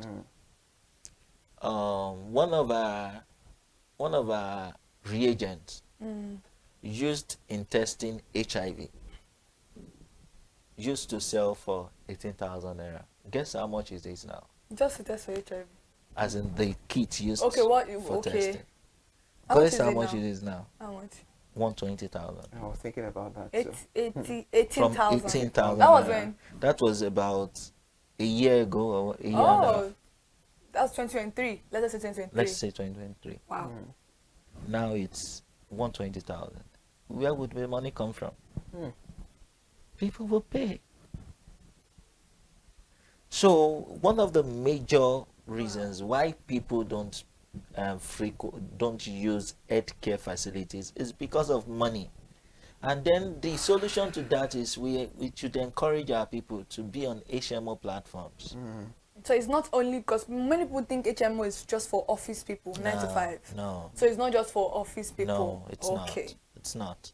It's Mm. not. With the policy in Lagos State that every worker must be on HMO. If you are employing more than 5 staff, you must place them on HMO. So Ilera Eco is also like an HMO. Yes. Because I know that Ilera Eco, Yes, I think it's Ilera- for elderly. Is it Ilera just Eco. for elderly people? It's just No, for it's for everybody. Okay. That one is for reducing Yeah. the money. But it only works for public hospitals, right? Yes. Okay. You've commended the Lagos State government in charge of HMOs and all of that. How can the government and the private sector support the medical laboratory scientists in the fight against AMR? Okay, one of the things that we can do, and we that will help the system, is for research and development. Okay. Because when this occurs, new drugs must be discovered, and also funding. Help our system to get funding, so that we can help better place our healthcare system. So there are many ways, and help in surveillance also. So these are ways that the public and private partnerships can help in curbing this particular issue, because it's a menace. It is a menace. According to the World Health Organization, about 1.2 million people face this yearly. Yearly, not the total. Wow. All Sorry, right. before you go, because I know we are almost at the end of the program, I want you to help educate the audience watching right now at home, and people are going to still watch the program after we are done with this program, about the fact that AMR is a very important conversation and it's a very important issue that is affecting us. Does it have a cure? These are things I know many of us will want to know. Is it curable, or once you have that particular resistance, you have to be placed on other diagnoses? Well, antimicrobial resistance for organisms, it's not curable, and it's not, how do I put this now? Malaria is UTI is an infection, it's a disease. STIs can be diseases and all that. But for antimicrobial resistance, it can happen across board. It can happen to just anything, any disease. So if you are resistant to a drug, the thing is that we try to get other drugs that can work for you. That's what I was talking about, the personalized medication. So, and that's a lot of money, more than the one you're supposed to avoid. The thing is that if a drug A doesn't work for you, we look for higher strength, which will cost you more money. You could have avoided that by going to the hospital or by going to a laboratory to, check on what is going on. So what we are saying is that if you develop this particular resistance, which is AMR, antimicrobial resistance, there is no cure for it. So you need, you and your medical team need to look for other medications that would work for you. And trust me, if you don't know that you have this particular issue, it is also an issue that can lead to death. Am I right? Yes, yes. Because there's some people that go for major surgeries and then they have infection from those surgeries, but you cannot treat them with antifungal or anti-malaria anymore because you're already used to that particular one and it's not working for you. And these infections can be, a facilitator of death. A lot of people have died due to this particular issue. So that's what we are talking about this morning. All right, Thank you. interesting. Now to brush things up because we have to round the conversation up this morning. What message would you like to convey to Nigerians about the importance of the medical laboratory scientists in combating AMR? What I would say to us is, beyond seeking medical attention, make sure that when you have things like UTIs, get tested. Exactly. Because that's the only way you can know what drug will work for you. That's true. Drugs is not one shoe fits all. It's not one shoe fits all. The same this infection that person A has and person B has, maybe one of the drugs can treat A and not treat B. Really? So it's due to the exposures we've had over time. Okay. So the thing is, when you have you believe that you are feeling sick, seek proper medical attention. Please do. And then when you need to use antibiotics, your doctor needs to use antibiotics on you, get tested. All right, interesting. It's been a insightful and engaging conversation with the help of Mr. Oluwafemi Peters Oladele, joining us on Perspective Live in the studio this beautiful morning to talk about the crucial role of a medical laboratory scientist in the fight against antimicrobial resistance. And hopefully you've said all these things. I hope we, because I don't want to use Nigerians, because we all are Nigerians. So I hope we act swiftly to all these things, and definitely we might overcome the issue of AMR in Nigeria. It's a very beautiful conversation. Mr. Oluwafemi, thank you so much for joining us on the conversation once again. All right, we need to bring all things to an end on Perspective. Another beautiful edition of Perspective will be back tomorrow. Remember, Perspective is where we talk about all the pressing and burning issues making the round. I am Iri Ayo Mikuleke. Bye for now, and do well to enjoy the rest of your day by being productive.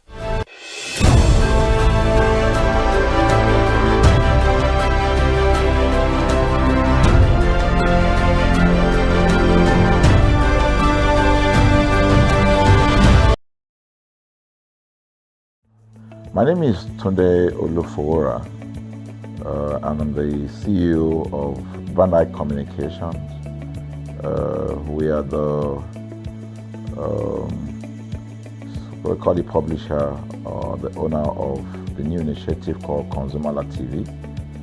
ConsumerHallaTV is actually Nigeria's first consumer-centered, or call it consumer-centric television platform that aims to bring voice to the over 220 million Nigerians. It was a vision that came to my heart about 10 years ago. I remember that I was traveling. I traveled out of the country, on airline. And I had this unpleasant experience. It was a trip to an African country from Nigeria, and I actually went with a local flight from Nigeria. I wouldn't want to mention the name of the airline. And then it was to South Africa, and we landed in South Africa. And let me just paraphrase it. When I was coming back, I had some money, some dollars, and that someone had given to me to hand over to another person in Nigeria. So I wanted to help out. I didn't want to carry the cash on myself. So for whatever reason, I had a small case, and I felt that it was safer for me to put the money in my luggage. So I put it in a safe place in my luggage, got everything intact, and I checked in my luggage. My arrival in Nigeria, I was standing and was waiting about the carousel just so that I could pick up my luggage, and then I was there for 1 hour and waiting for my luggage. I didn't know that my luggage already arrived, and it was one of the luggage that was moving around on the carousel. So after about 1 hour wait, I looked to my left and my right. Almost everybody had gone. I think there were just about 2 or 3 left. So I beckoned on the woman that was on my side, and I noticed she was really in tears. Madam, what happened? She said, her bag has just been torn and a lot of things stolen. So I said, well, I've also been waiting for my own. She said, you better go and check those, those luggages there. Maybe yours is one of them. And lo and behold, I went around there. Mine was one of them. By the time I got it, everything inside my luggage was gone. All the valuable things there were gone. To cut the long story short, we felt there was need for us to report the case, at least to the airline. It was in the night, about 8 o'clock or 9 o'clock. We went in to go and see the officer that was in charge. As soon as we got in there, the officer said, "Oh, so sorry, but you will have to go to our head office in somewhere in Victoria Island, to lodge a complaint." Okay. So the next day we went to the Victoria Island and we lodged a complaint, and that was it. And since that day, I'm talking a story of over 10 years ago, I didn't get a call, not even a call from that airline to talk to me about what happened to my luggage. Now, about a month after that trip, I had another opportunity to travel out of the country. This time around it was to US, and it was an official assignment. And I flew on, I will mention the airline this time around. I flew on a BA. I really didn't like BA. I usually go with Virgin Atlantic and things like that. But my protocol officer convinced me and said, "Okay, you will love BA. Why don't you go on BA?" Anyway, so I went on BA to US. And of course, when I returned from US to Nigeria, we had to do, of course, there'll be like a connecting flight, from Heathrow. So we got into London Heathrow, and then because it was through Heathrow that we went, and then so they changed since it was BA, they changed the aircraft this time around to a bigger one. I mean, clearly because there were more Nigerians, or more people that were planning to come to Nigeria, and then we boarded. Not quite 10 minutes into the flight, in the air, the aircraft started malfunctioning. The air conditioning compartment were not functioning very well. I was on what you call business economy. The whole of that business economy, all the way to economy side, the ACs were not working well. It was hot. And then I was watching. And then from that moment till we got to Nigeria. From that moment till we got to, I'm just trying to paraphrase.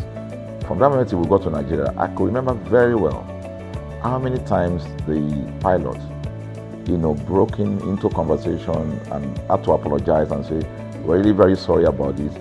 He was giving us almost every 30 minutes.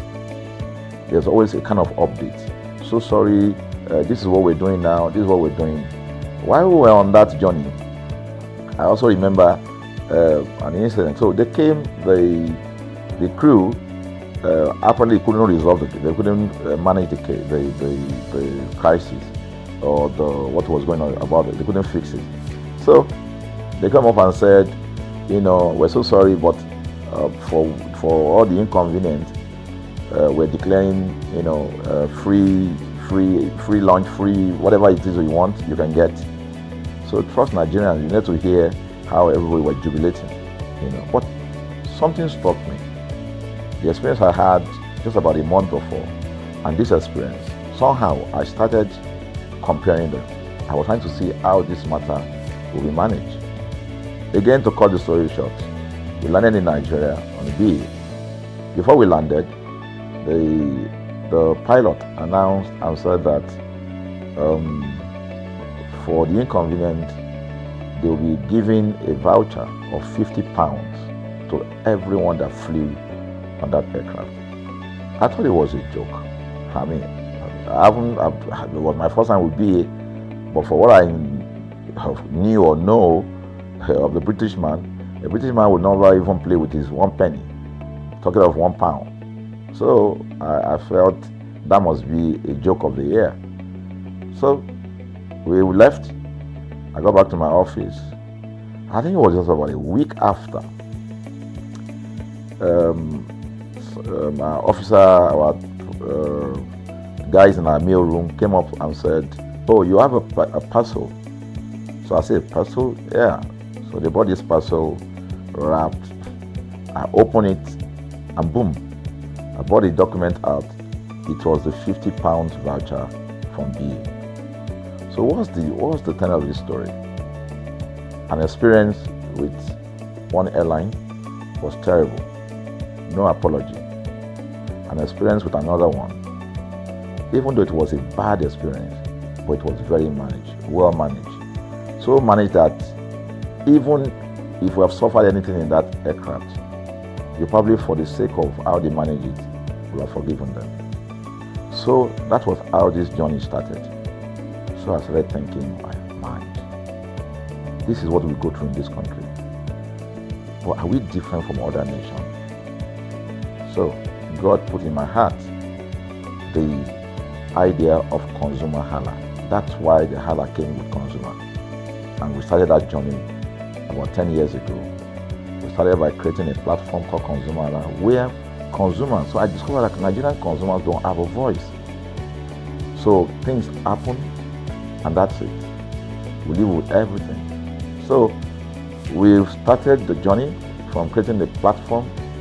We have an app, we even have a magazine, and we thought we could move it from that to the next stage, which is the television. So the TV today, has come.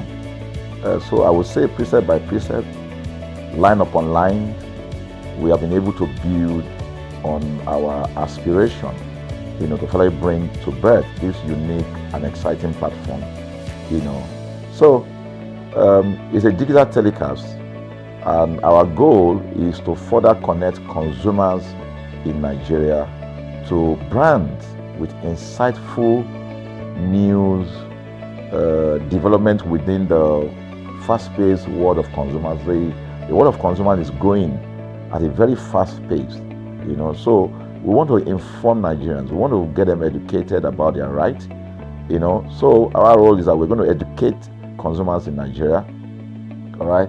So by bringing them specialized and what you call analytical, research-based content generation that will inform, educate, sensitize the audience, So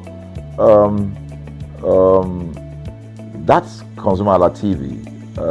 So I call it an offshoot of our ConsumerHalla brand. ConsumerHalla brand actually was the first we call it the first complaint or consumer complaint resolution portal. When we started it about 10 years ago, or about 7 years ago, it became the first complaint resolution portal we created so that Nigerians can actually lodge complaint on that portal. We spent a lot of resources to build a very robust platform where today, if you have any complaint, about any brand, any leading brands in Nigeria, and you go on that platform, you can actually click, just a click, you can find the brand, you can actually lodge your complaint, and once you submit it, that complaint will be routed to that organization, and within 72 hours, we will obtain feedback for you. We build it in such a way that we have connection to almost all the organizations, and it's been working. We've resolved several complaints for people without having to charge them any penny, because the idea is not to charge. So what we have done with ConsumerHalla TV is to take it to the next level. So we hope to change the narrative. We want to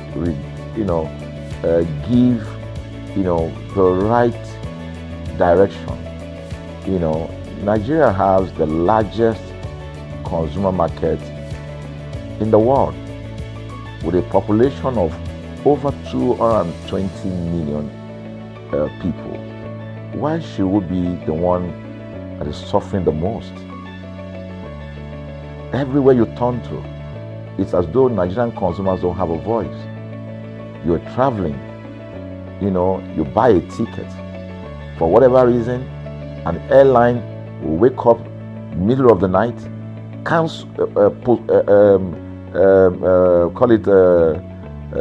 delay the flight for whatever reason, and then you'll be waiting at the airport for hours. You'll be there for 2 hours, 3 hours, no any explanation.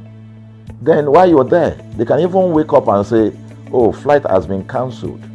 So everybody carry their luggage and go home. Nothing happened. Of course, things are changing. We must commend government, because government is beginning to wake up, but there's still a lot to be done. And we believe that we can help to make, bring about those right changes. So we offer deliberately, part of what we do is that we also offer advocacy. All right. We're not just an advocacy organization, but we offer advocacy. We have a legal team. We have lawyers that are registered on our platform, all right, that can also take up cases. Okay, so and we've taken up many cases like that, and won those cases. So ConsumerHalla is a platform to help consumers we're not fighting brands, but rather we say we're bringing about an amicable, resolution of conflict, such that it will be beneficial to the consumers, and also be beneficial to the brand. I remember the word of Jeff Bezos.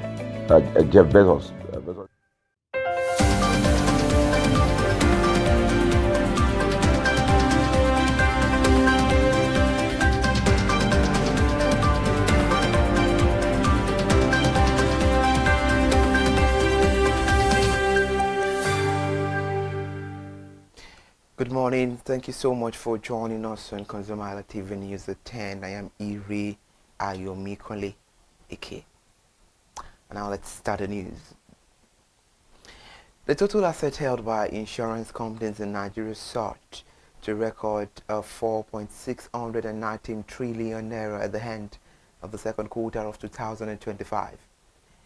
This is in accordance to the CBN latest quarterly statistical bulletin, which highlights the sector's growing resilience and focus on investment in both tangible and intangible assets. The record underscores the insurance industry's ability to withstand the macroeconomic pressures while expanding its underwriting capacity and diversifying portfolios. The growth also reflects a stronger premium inflows and higher investment activity, positioning the sector as a more sustainable contributor to Nigeria's financial system.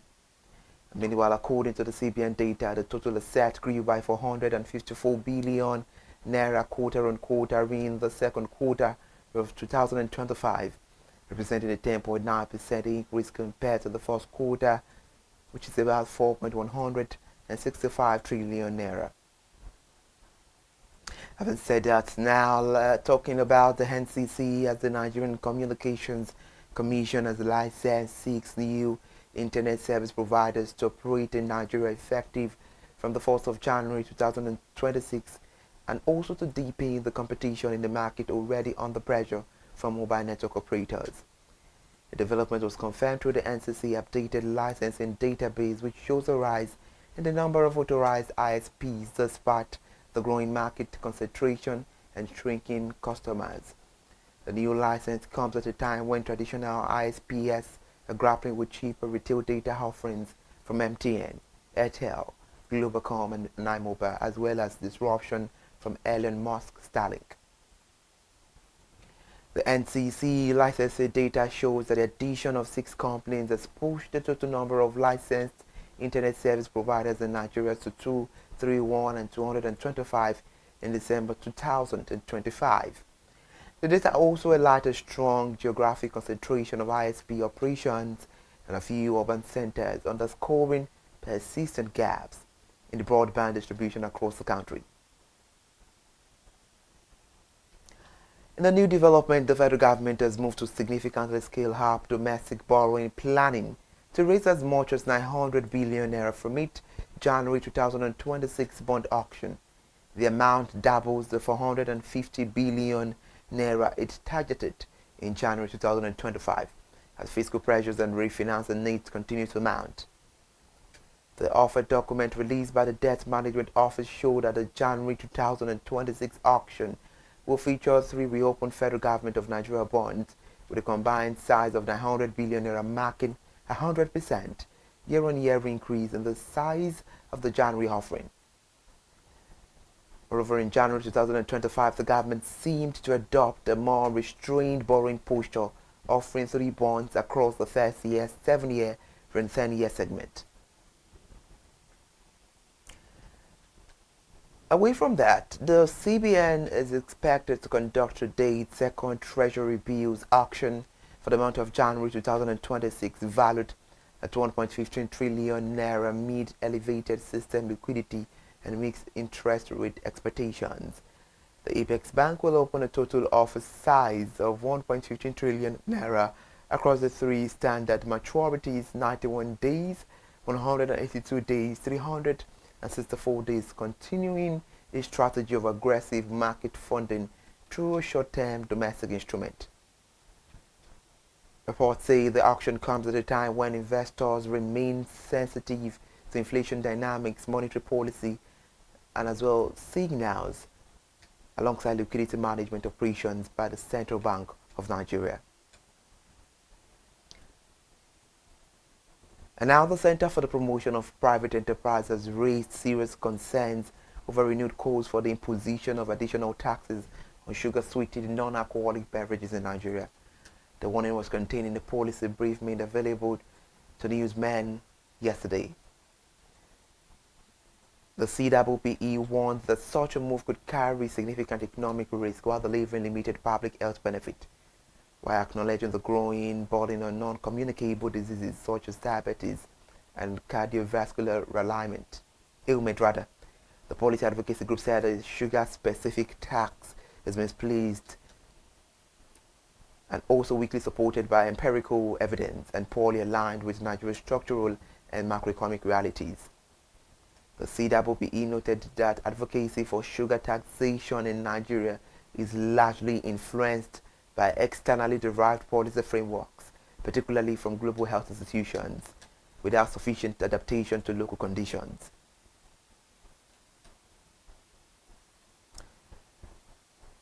Now in Lagos State, where the Lagos State government through the Lagos State Wastewater Management Office has sealed 3 residential properties across the Lekki-Ajah axis for various acts of environmental nuisance and unlawful wastewater disposal, posing serious risks to public health and environmental sustainability. This appears to be a continuation of similar exercises carried out by the state government along the axis for environmental infractions. However, in its reaction to the enforcement actions, the General Manager of LSWMO, Engineer Adefemi Afolabi, warned against deliberate environmental violations, stressing the state government resolve to protect residents from health hazard linked to improper wastewater management. And down to Ogun State, where the executive governor of the state, Mr. Dapo Abiodun, has launched a first of its kind artificial intelligence powered teaching and learning platform known as the Ogun Learning Enactment, an academic resource network. The initiative is aimed at repositioning the state education sector for 21st century learning. The platform was officially unveiled yesterday at the June 12 Cultural Center, Abeokuta. The governor said Ogun Learn would provide comprehensive lesson resources and interactive learning support for students while enabling teachers to plan lessons, assess teaching materials, and track performance more efficiently. And now to the north in Kano State, where the government has approved the promotion of 16,634 teaching and non-teaching staff across the 44 local government areas of the state. The approval was disclosed in a statement issued yesterday by the Director of Corporate Communications of the State Universal Basic Education Board, Balarabe Danlami. According to the statement, the Executive Chairman of SUBEB, Mr. Yusuf Kabir, announced the decision while addressing issues relating to staff promotion within the board. The statement says Governor Rabba Kabir Yusuf has approved the promotion of 16,364 teaching and non-teaching staff whose promotion periods fall between July 2024 and July 2025. This is ConsumerHallaTV News at 10. If you're just joining us this morning now, the CBN has unveiled an industry-wide offensive against rising digital fraud with the aim of reducing fraud response time to under 30 minutes.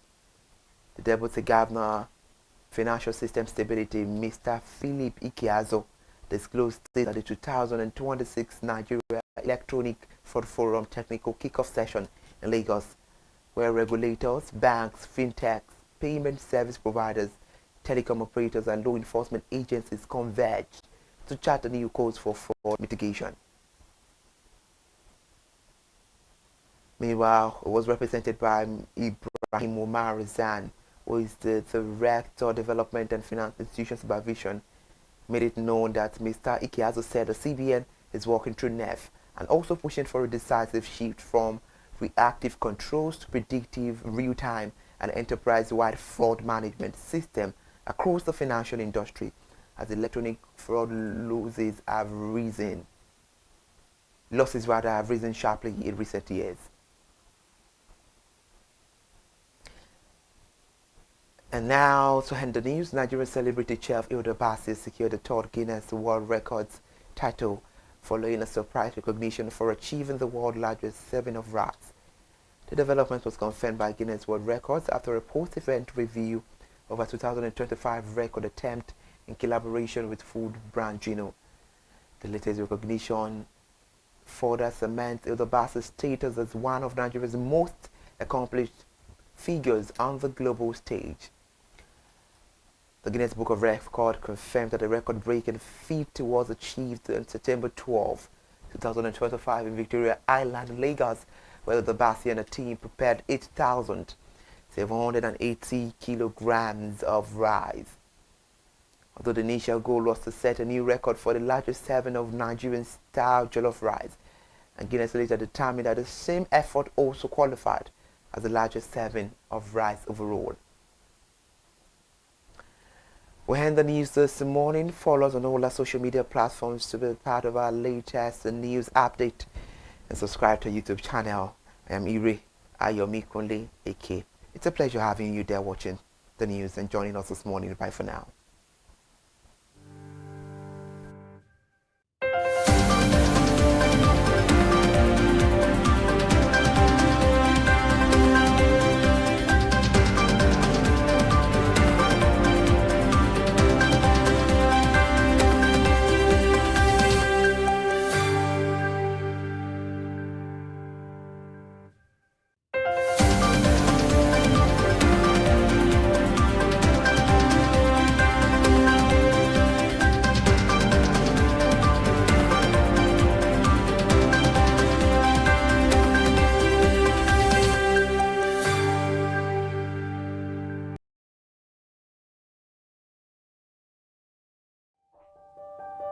Hey there, do you know in the world today, everyone is a consumer, and as consumers, we all have the right to be heard. In Nigeria today, as a consumer, you have all right to product information, right to fair pricing, right to return goods, right to product labeling, right to fair dealings, and a lot more.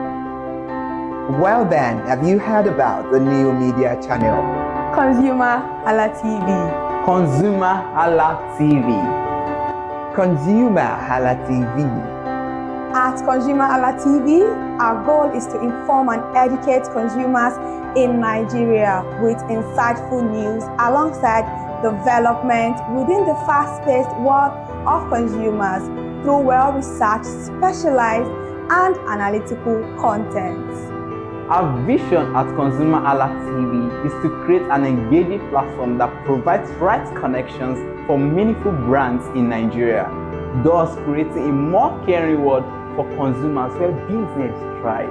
And guess what? Our ConsumerHalla brand is the first consumer complaint resolution portal in Nigeria, powered by a 72-hour feedback mechanism. We offer consumer advocacy, informative talk shows, branding promotions, advertising, and lots more.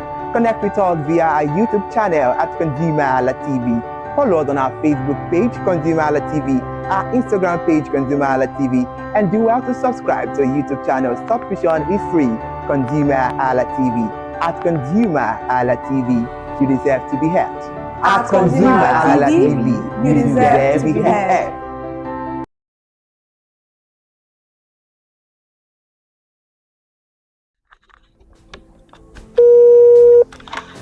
Hello consumers, you have the right to be heard, absolutely. So join us on the conversation, share your brand experience, where you tell us all your experiences about brand on the outer world via our YouTube channel every Wednesday from the hour of 4:20 to 5:20.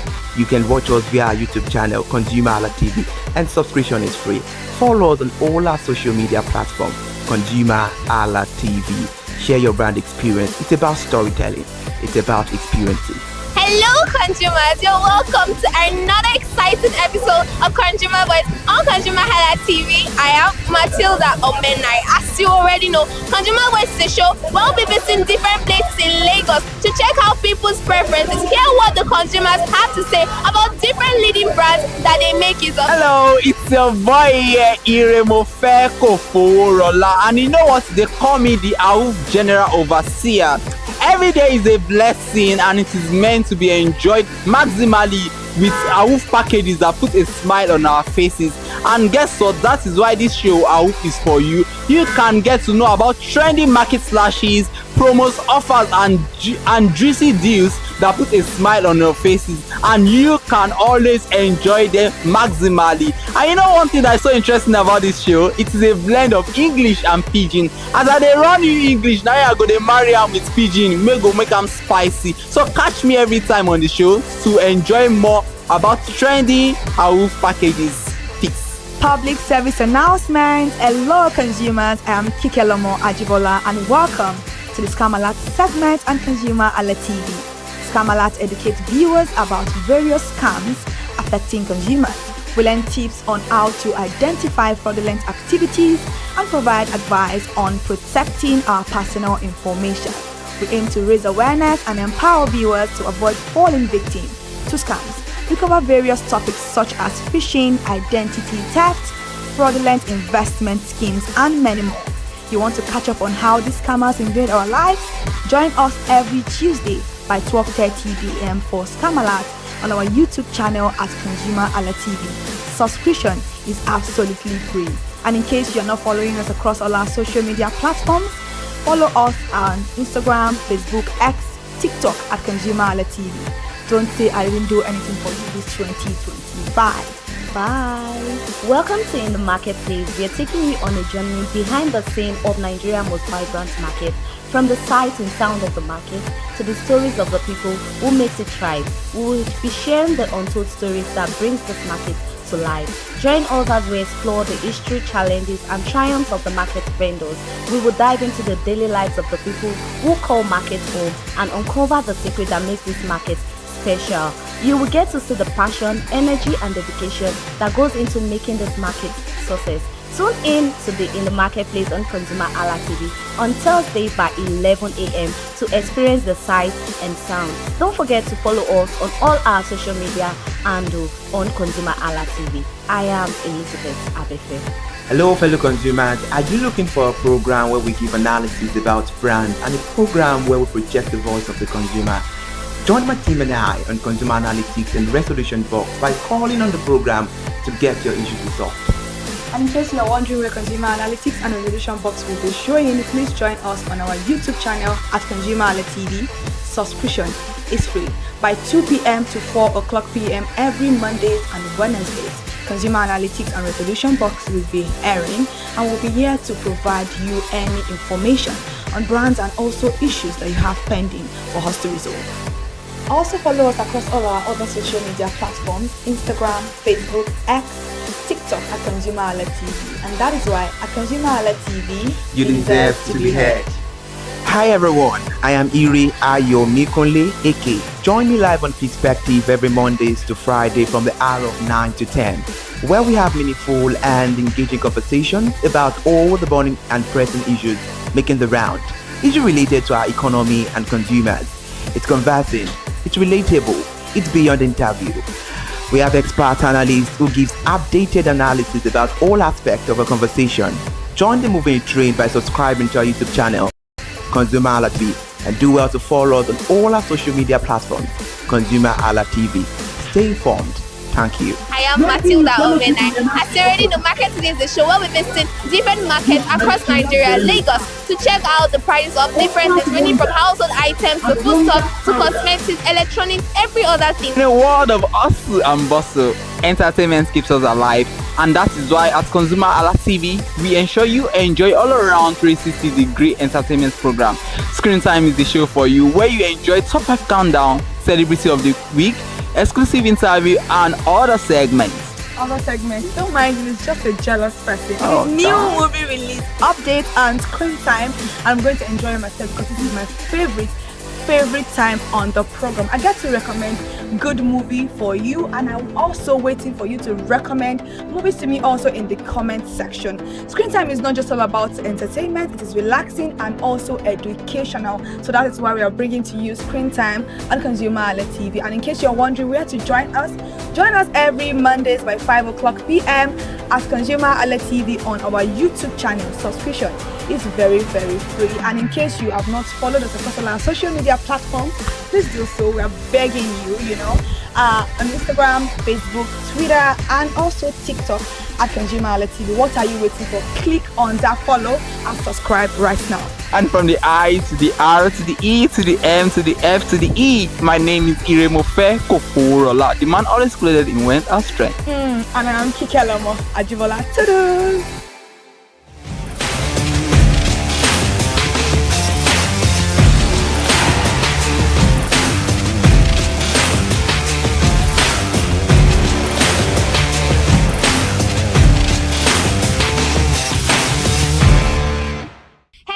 Consumers, it's been a while, but guess what? I'm back! You're welcome to another beautiful episode of Consumer Voice on ConsumerHallaTV, and I am Matilda Omenai. Consumer Voice is the show where we'll be going to different places in Nigeria, in Lagos State, to get people's preference on different products or brands that they make use of. And today is not different. Today's episode promises to be very exciting. We want to know which soft drink Nigerians or consumers prefer taking. There are lots of soft drink brands in Nigeria, ranging from the smallest to the biggest, and from those that give you utmost satisfaction. Even if it's after a long day at work or under the sun, Nigerians like to get refreshed. We like cold soft drink, but then there are lots of soft drinks in the market. We want to know which one really hit the spot. So come with me as we find out. Let's go.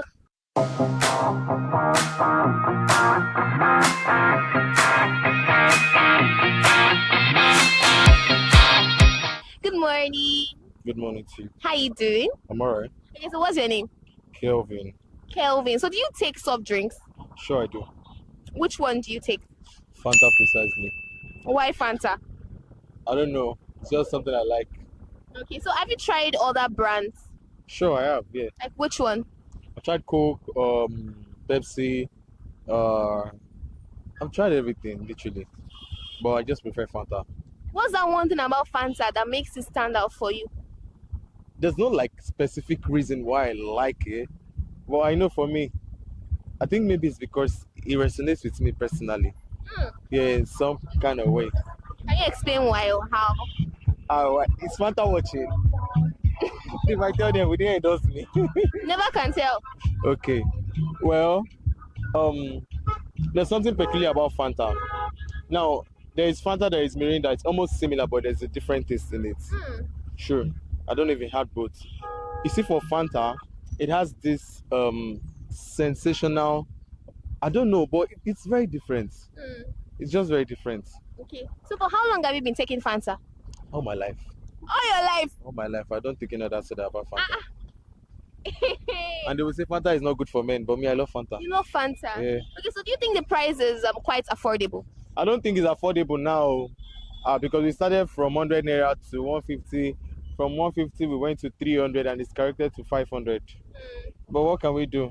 It's the world we live in right now. Okay. So is there anything you want the company or the owners, the producers of Fanta to do to make it better for you? Well, if you want to make it better, Fanta, if you're watching, make me your ambassador. I love Fanta more than you do.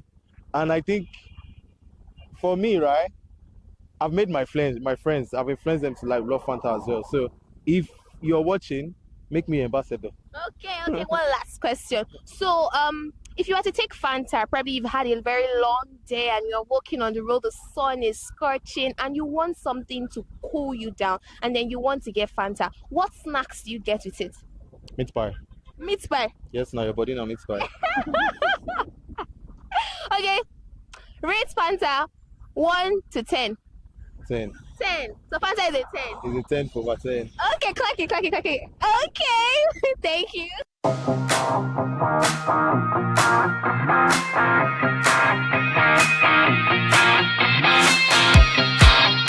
Hi, good morning. Good morning. How you doing? Right. Okay, so what's your name? My name is Feromi. Feromi. Okay, so do you take soft drinks? Yeah, I do. Which one do you like taking? Sprite. Sprite. Why Sprite? I mean, like, it's just a very great thirst quencher, so that's why I like it. So what you're saying now is that you like Sprite, but you're holding Fanta. Can you explain? Explain yourself.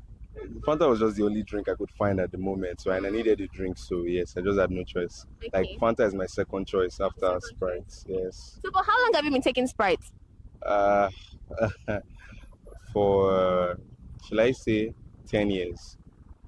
10 years? Not consistently though, but like 10 years. Okay. Yeah. So what's that one thing in particular that you like about Sprite? That thing that stands out for you? The flavor, it's just different. Lemon and lime, like, it's different. So yeah, that's what stands out for me. Okay. So aside Sprite and Fanta, have you tasted other soft drinks? Yes. Like which one? Mirinda, Schweppes, and which one again? I think that's all. Okay. Yeah. Is there something you didn't like about those ones? No, nothing. Okay. So is there anything you want the producers of Sprite to improve about it? I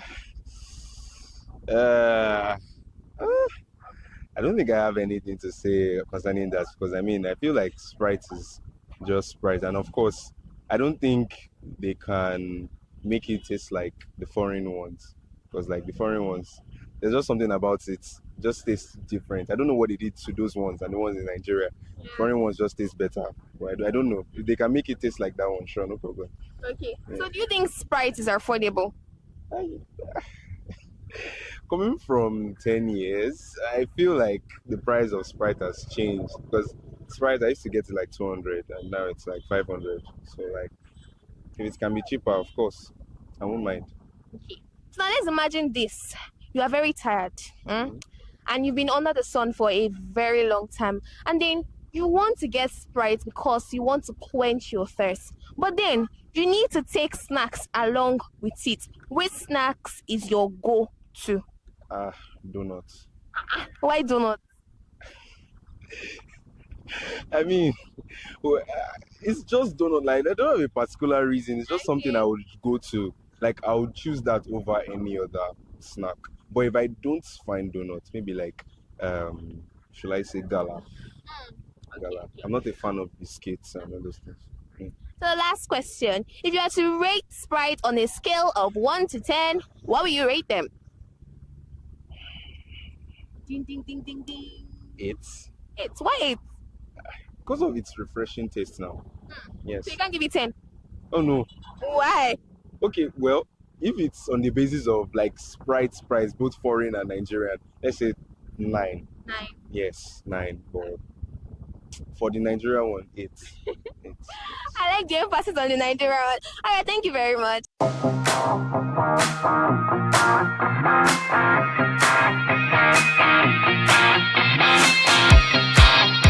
Hi, good morning. Hi, good morning. How you doing? I'm very well. Okay, so what's your name? My name is Gladdy. Laddie. Yeah. Okay. So do you take soft drinks? Yes, maybe on occasions. So which one do you prefer taking? Which one do I prefer? Fanta, Sprite. Between Fanta and Sprite, which one do you like the most? That's a very big question. You have to pick one. Fanta. Why Fanta? I don't know. I just love Fanta. Okay. So have you tasted other soft drinks aside Fanta and Sprite? Yes, quite a number. Okay. So what didn't you like about those ones? You know, you always have favorites. That's just it. So I think I have a favorite. Okay. So what do you like about Fanta? I love orange. You love orange. So that's why you just like Fanta. If you say you love orange, there are other drinks, soft drinks that are orange in color. Not all. There's Mirinda. It's not really. I don't really like Mirinda like that. Why? Because Fanta is my own brand. Like, I love Fanta. So for how long have you been taking Fanta? Wow. Maybe when I was young, something. My sister used to send me to go and buy soft drink. So I would be like, I'll drink. So she would learn from it. So. Okay. So do you think the price is affordable? Wow. I don't know. We all have our differences. So to me, it's affordable. Yeah, to me, it's affordable. Yeah. So is there anything you want the company to improve about their particular product? Make it bigger. Make it bigger. Yeah. So as it's like that, it's not enough. It's not enough. So you know that if they make it bigger, they're definitely going to increase the price. Are you okay with that? No. You want them to make it bigger, but you don't want the increase in price. I'm in Nigeria now. So that's it. Okay. So now imagine this. You are tired. You had a very long day and the sun is so hot. You want something cold to quench your thirst, and then the first thing that comes to your mind is Fanta. What do you take Fanta with? What's that snacks you can take Fanta with? Maybe meat pie or sausage or something. Is there a particular reason why? Probably to fill my tummy or something. Okay. So if you have to rate Fanta on a scale of 1 to 10, what will you rate them? Yeah, I've been waiting for that question. Maybe 8 or 9. Okay. 8. Let me say 8. Remaining to what happened to it? I'm keeping it into my pocket. All right, thank you very much.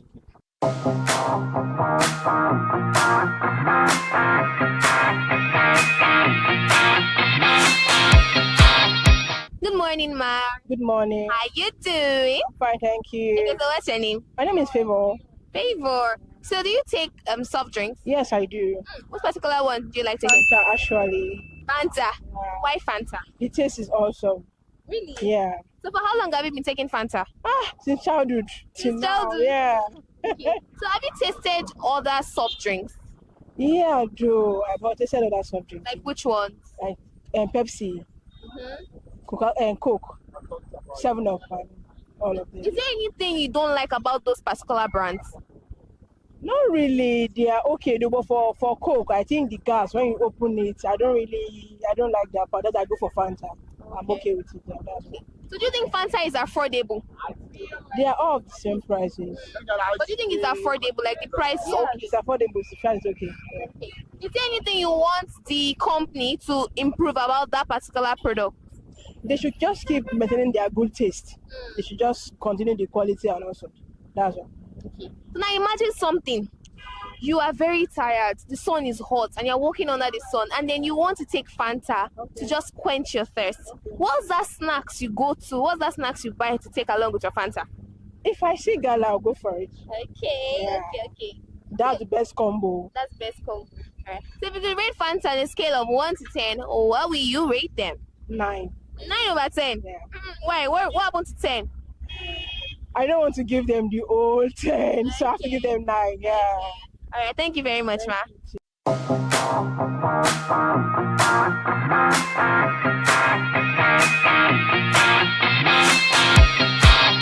Good morning. Good morning. How you doing? I'm fine. Okay, so what's your name? My name is Alima. Alima. So do you take soft drinks? Yes, I do. So which one do you like taking? I like Coke. Why Coke? Okay, I like the cola taste, and there's a kind of burst of energy that Coke gives. So I like it that way. Okay, so have you tasted other soft drinks? I have, especially the cola version of them, but no, none is close to Coke. So what's that one thing about Coke, aside the whole burst of energy and the taste that you just like? I like their branding and marketing a lot. The share a Coke with whatever gives that vibe too for you to want to like take it. Okay. So is there anything you want them to improve about that particular product? I really don't think there's anything, because I think they have categories for each people. There is the normal Coca-Cola, there's the Zero Coke, and there's the Diet Coke. So you just go for the one you want. Okay. So do you think Coke is affordable? Yes, it is. When last did you buy Coke? I still bought Coke this morning. How much did you buy it? I got it for 500 naira. 500 naira.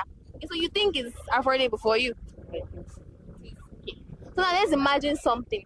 Let's say you've gone through a lot one day, and then you're walking on the road, the sun is so hot, and then you want to take Coke to quench your thirst. What's that go-to snacks that you buy to take along with Coke? Egg roll. Egg roll. Why egg roll? Okay, I like egg roll because at least even if I'm taking something junk, it has something nutritious inside. That's the egg. So it will still give me that balance diet there. I don't really like taking maybe donut or something. You know, it's like junk or something. So I still have something to like hide on that. Okay, I'm taking something nutritious. You get the egg inside does it for me. So for how long have you been taking Coke? I can't say for as long as, I don't know. I've been taking Coke, Really? Did anybody introduce you to it, or you just found it out of the bowl? Actually, it was an influence. Okay. Honestly, before when I take soft drinks, I just go with the orange type. But when they were giving me the Coke vibes, my friends and everything, I decided to try it, and then since then I don't even go back to the orange and everything. I just stuck with Coke. Okay. So if you can rate Coke on a scale of 1 to 10, what will you give them? Actually, I'm going to give them 9 because there's nobody that is so perfect to this one. Let's just say 9 at least on a scale of 10. All right. Thank you very much, ma.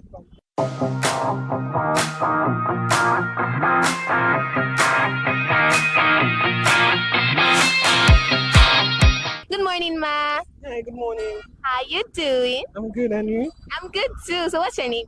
My name is Margaret. Okay, I like your name. So do you take soft drinks? A lot, obviously. I can see you holding one. So which one do you like best? Like, what's your best soft drink? I'll go with Big Apple. Big Apple? Mm-hmm. Why? Why do you like Big Apple? I don't know, it's just, especially when chilled, it just gives a different feeling. Very relaxing feeling. And then maybe Sprite, but I think Big Apple has to be my first choice. Okay. So for how long have you been taking Big Apple? As long as I can remember, as long as the product is now there, I guess, I've just been. Okay, so how did you discover the product? Did somebody introduce it to you, or you just came across it out of the blue?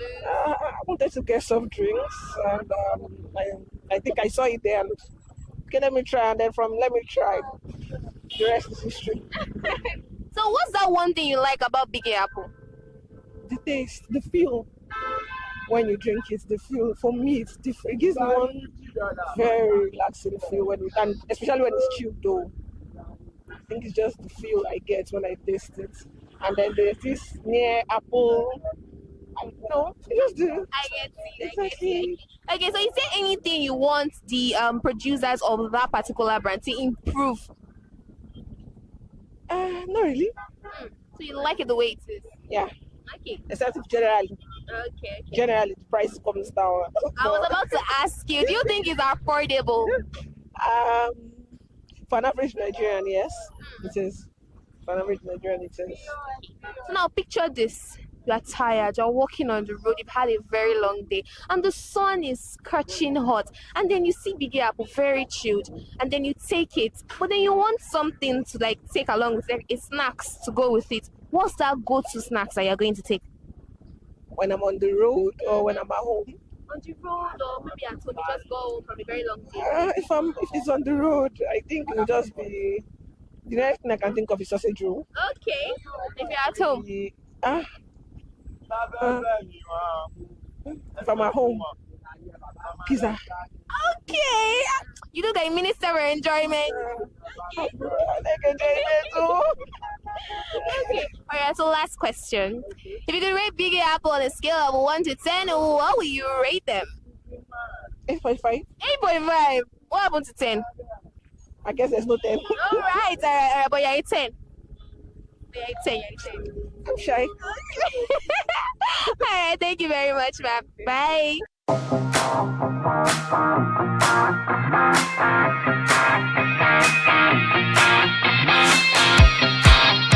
Hi. Hello. Good morning. Good morning. How you doing? I'm good, and you have a lovely smile. Oh my God, thank you. Okay, so what's your name? Antonia. Antonia. Okay. So do you take soft drink? Of course. In fact, I have evidence. Plenty. Okay, so is there a particular one you like taking?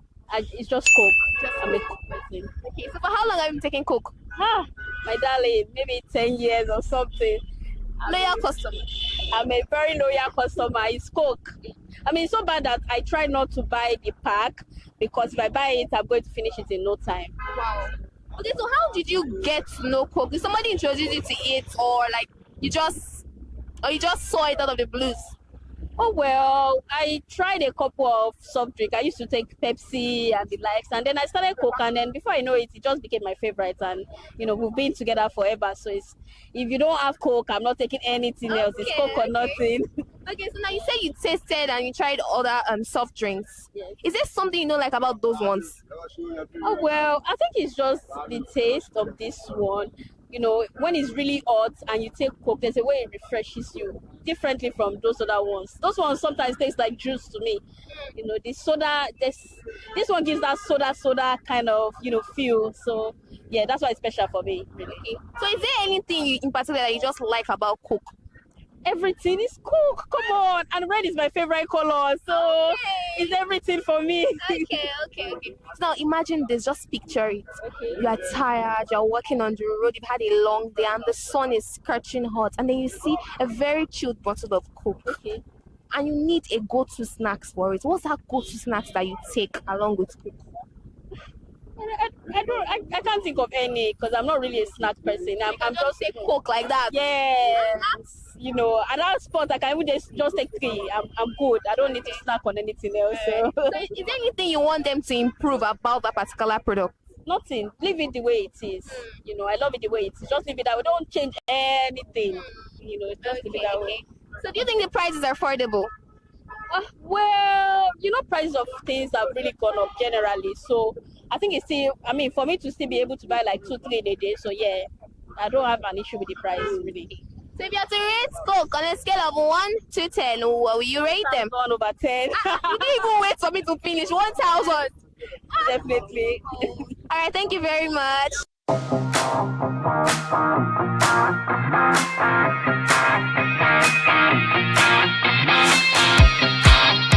Good morning. Good morning. Good morning. Good morning. How you doing? I'm very well. How about you? Good. Okay, so what's your name? Doreen. John V. Okay. So do you both take soft drinks? Yes, I do. How about you? Sure. So which one do you prefer taking? Coke. Why Coke? The taste is just different and I just love it. Okay. Nothing else. I just love Coke. Okay, so how about you? Pepsi. Pepsi. Why Pepsi? It's nice. Nice. I just like the taste. Okay. I don't like it's dark current. I just like the whole taste and all that. Okay, so for how long have you been taking Pepsi? For years. For years? Because I think like twice in a day. Twice? Sometimes. Yeah. And you don't feel... I feel constant pain in my back. I know it's as a result of the sugar. Oh. Yeah. Okay. So for how long have you been taking Coke? Since when I was young. Since when you were young. So it means you both are loyal customers of Coke and Pepsi. Yes. Okay. So is there anything you want Coke to improve about their drink? I don't know. Nothing. Like the taste has always been the same right from time, so there's nothing. Okay. Yeah. So how about Pepsi? Nowadays Pepsi is trash. The quality is reduced. I don't know what's happening to them. Especially when it's not cold. The drink is like you're drinking Zobo. So I don't know, I just started like recent. I don't know what something is off. It's off. Yeah, something's off. Okay. So do you think Coke is affordable? Yes, it is. How about you? Yes, but I mean, but the price is exaggerated now. 500 naira for it used to be like 100 naira before, 200 naira before. I mean, why they increase the price? How about you? Do you think the price is worth it? It's worth it. It's worth it. It's worth it, Sha. Why are you saying shy? You're not sure. I don't know, things are just expensive now, so we can't complain because it's the situation of the country. So that's why I just said it's worth it. Okay. Yeah. So do you think it's worth it for that price? Coke now is 500. Before I could buy a car 100 naira, bread 200, Coke 150, 500. When as everything's 500, so like everything's becoming hard. So personally for me, I don't think it's worth it. I think the price is hiked something for no reason. Of course, the economy. Well, I feel like the quality doesn't match the cost of the Coke. Okay, so now let me ask you this question. So imagine now you are walking on the road, the sun is hot, and you are so tired. You want something to quench your thirst. You said you like Coke. You said you like Pepsi. So now, what's that snacks that you're going to buy together with that Coke that you take with it? Donuts, of course. Donuts. Why donuts? Because I love donuts. The sugar, everything, just it's yummy. Okay. So how about you? I don't eat the snacks. So you just take it like that? You take like 2 bottles of Pepsi like that? Yes, she knows I don't like snacks. Is there a reason why you don't like snacks? I just I don't know, I just agree it or something. The only snack I can like take maybe it's just maybe meat pie. Outside meat pie, I don't eat another stuff. Meat pie. Okay, so aside Pepsi for you, have you tasted any other soft drink? Everything, malts, everything. Is there something you don't like about those ones? Not really, but I don't like Fanta, Mirinda. I don't know, it just have this weird taste I don't like. The aftertaste. Exactly, yeah. And then malt has this after bitter taste too. So, but try to get used to it. But I realized that there's even more sugar in malt than the soda. So like, then the Coke and all that. So I'm just like, let me just switch back to Pepsi rather. Okay. Yes, I don't know. I'm confusing Pepsi and Coke because they're the same thing though. But Pepsi has a better taste for me. But I'm trying to switch over to Coke, but my Pepsi is becoming trash. Okay, so how about you? Have you tasted all that brands of soft drinks, sodas? Like malts, Fanta, and I think that's malts, especially malts. Is there something you don't like about those ones? The price of malts is too high. 900. 900. Yes. Wow. In some places 800. So yeah, the price, just so high. And I miss what malt we get criticized of it. It's too small. Okay. So now the last and the final question. If you had to rate Coke on a scale of 1 to 10, what will you rate Coke? 10.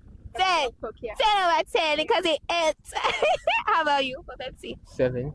Why 7? I mean, it's reduced the quality now, so I'll just give it a 7. Alright. Can't give it a 10. It's not worth a 10. Alright. Thank you very much. Yeah. Bye.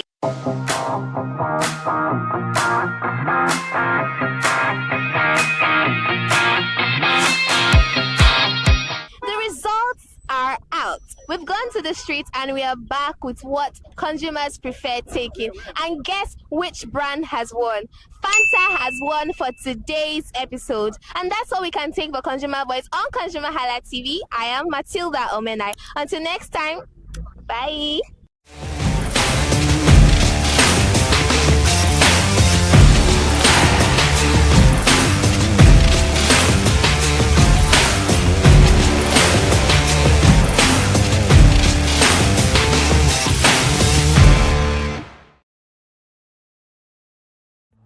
My name is Tunde Olufowora, and I'm the CEO of Brand Communications.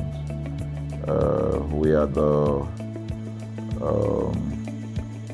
we call the publisher or the owner of the new initiative called ConsumerHallaTV. ConsumerHallaTV is actually Nigeria's first consumer-centered, or call it consumer-centric television platform that aims to bring voice to the over 220 million Nigerians. It was a vision that came to my heart about 10 years ago. I remember that I was traveling. I traveled out of the country, on airline, and I had this unpleasant experience. It was a trip to an African country from Nigeria, and I actually went with a local flight from Nigeria. I wouldn't want to mention the name of the airline, and then it was to South Africa, and we landed in South Africa, and let me just paraphrase it. When I was coming back, I had some money, some dollars, and that someone had given to me to hand over to another person in Nigeria. So I wanted to help out. I didn't want to carry the cash on myself. So for whatever reason, I opted to. I had a small case, and I felt that it was safer for me to put the money in my luggage. So I put it in a safe place in my luggage, got everything intact, and I checked in my luggage. My arrival in Nigeria, I was standing and was waiting about the carousel just so that I could pick up my luggage, and then I was there for 1 hour and waiting for my luggage. I didn't know that my luggage already arrived, and it was one of the luggage that was moving around on the carousel. So after about 1 hour wait, I looked to my left and my right. Almost everybody had gone. I think there were just about 2 or 3 left. So I beckoned on the woman that was on my side, and I noticed she was really in tears. "Madam, what happened?" She said, "Our bag has just been torn and a lot of things stolen." So I said, "Well, I've also been waiting for my own." She said, "You better go and check those luggages there. Maybe yours is one of them." And lo and behold, I went around there. Mine was one of them. By the time I got it, everything inside my luggage was gone. All the valuable things there were gone. To cut the long story short, we felt there was need for us to report the case, at least to the airline. It was in the night, about 8 o'clock or 9 o'clock. We went in to go and see the officer that was in charge. As soon as we got in there, the officer said, "Oh, so sorry, but you will have to go to our head office in somewhere in Victoria Island, to lodge a complaint." Okay. So the next day we went to the Victoria Island and we lodged a complaint, and that was it. And since that day, I'm talking a story of over 10 years ago, I didn't get a call, not even a call from that airline to talk to me about what happened to my luggage. Now, about a month after that trip, I had another opportunity to travel out of the country. This time around it was to US, and it was an official assignment. And I flew on, I will mention the airline this time around. I flew on a BA. I really didn't like BA. I usually go with Virgin Atlantic and things like that. But my protocol officer convinced me and said, "Okay, you will love BA. Why don't you go on BA?" Anyway, so I went on BA to US. And of course, when I returned from US to Nigeria, we had to do, of course, there'll be like a connecting flight, from Heathrow. So we got into London Heathrow, and then because it was through Heathrow that we went, and then so they changed since it was BA, they changed the aircraft this time around to a bigger one. Clearly because there were more Nigerians more people that were planning to come to Nigeria. And then we boarded. Not quite 10 minutes into the flight, in the air, the aircraft started malfunctioning. The air conditioning compartment were not functioning very well. I was on what you call business economy. You know, the whole of that business economy all the way to economy side, the ACs were not working well. It was hot. And then I was watching. And then from that moment till we got to Nigeria. From that moment till we got to, I'm just trying to paraphrase. From that moment till we got to Nigeria, I could remember very well how many times the pilot, broke into conversation and had to apologize and say, we're really very sorry about this. He was giving us almost every 30 minutes. There's always a kind of update. So sorry, this is what we're doing now, this is what we're doing. While we were on that journey, I also remember an incident. So they came, the crew apparently couldn't resolve they couldn't manage the crisis or what was going on about it. They couldn't fix it. So they come up and said, we're so sorry, but for all the inconvenience, we're declaring, free lunch, free whatever it is you want, you can get. So trust Nigerians, you need to hear how everybody were jubilating, But something struck me. The experience I had just about a month before, and this experience, somehow I started comparing them. I was trying to see how this matter will be managed. Again, to cut the story short, we landed in Nigeria on a BA. Before we landed, the pilot announced and said that for the inconvenience, they will be giving a voucher of £50 to everyone that flew on that aircraft. I thought it was a joke. I mean, it was my first time with BA, but for what I knew or know of the British man would never even play with his 1 penny, talking of £1. So I felt that must be a joke of the year. So we left. I got back to my office. I think it was just about a week after. My officer, our guys in our mail room came up and said, "Oh, you have a parcel." So I said, "Parcel? Yeah." So they bought this parcel wrapped. I opened it and boom, I bought the document out. It was the £50 voucher from BA. So what's the tenor of this story? An experience with one airline was terrible. No apology. An experience with another one, even though it was a bad experience, but it was very well managed. So managed that even if we have suffered anything in that aircraft, you probably, for the sake of how they manage it, will have forgiven them. So that was how this journey started. So I started thinking, my mind, this is what we go through in this country. But are we different from other nations? So God put in my heart the idea of ConsumerHalla. That's why the Hala came with consumer. And we started that journey about 10 years ago. We started by creating a platform called ConsumerHalla, where consumers, so I discovered that Nigerian consumers don't have a voice. So things happen, and that's it. We live with everything.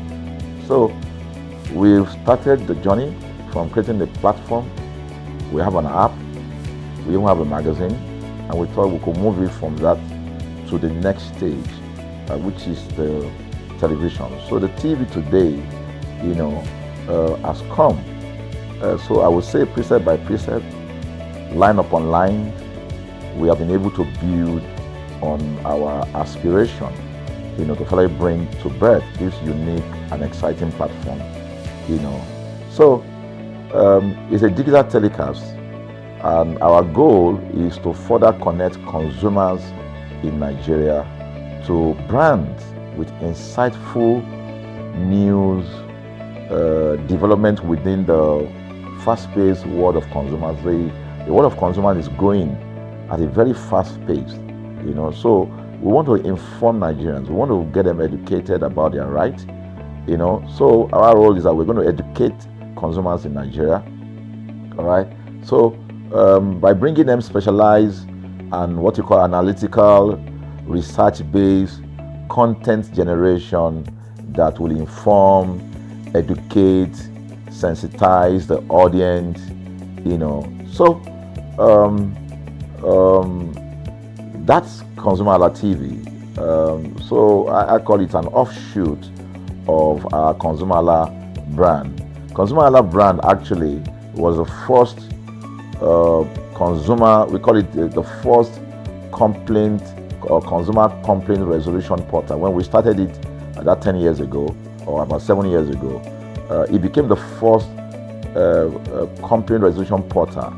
We created it so that Nigerians can actually lodge complaint on that portal. We spent a lot of resources to build a very robust platform where today, if you have any complaint, about any brand, any leading brands in Nigeria, and you go on that platform, you can actually click, just a click, you can find the brand, you can actually lodge your complaint, and once you submit it, that complaint will be routed to that organization, and within 72 hours, we will obtain feedback for you. We build it in such a way that we have connection to almost all the organizations, and it's been working. We've resolved several complaints for people without having to charge them any penny, because the idea is not to charge. So what we have done with ConsumerHalla TV is to take it to the next level.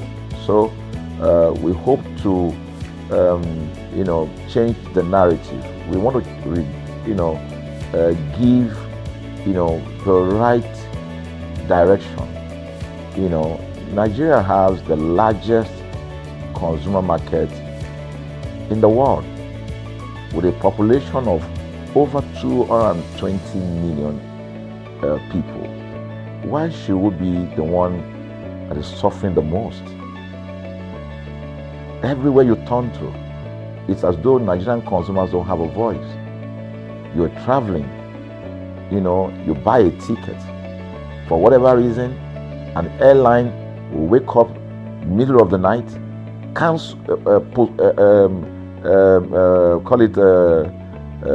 delay the flight for whatever reason, and then you'll be waiting at the airport for hours. You'll be there for 2 hours, 3 hours, no any explanation.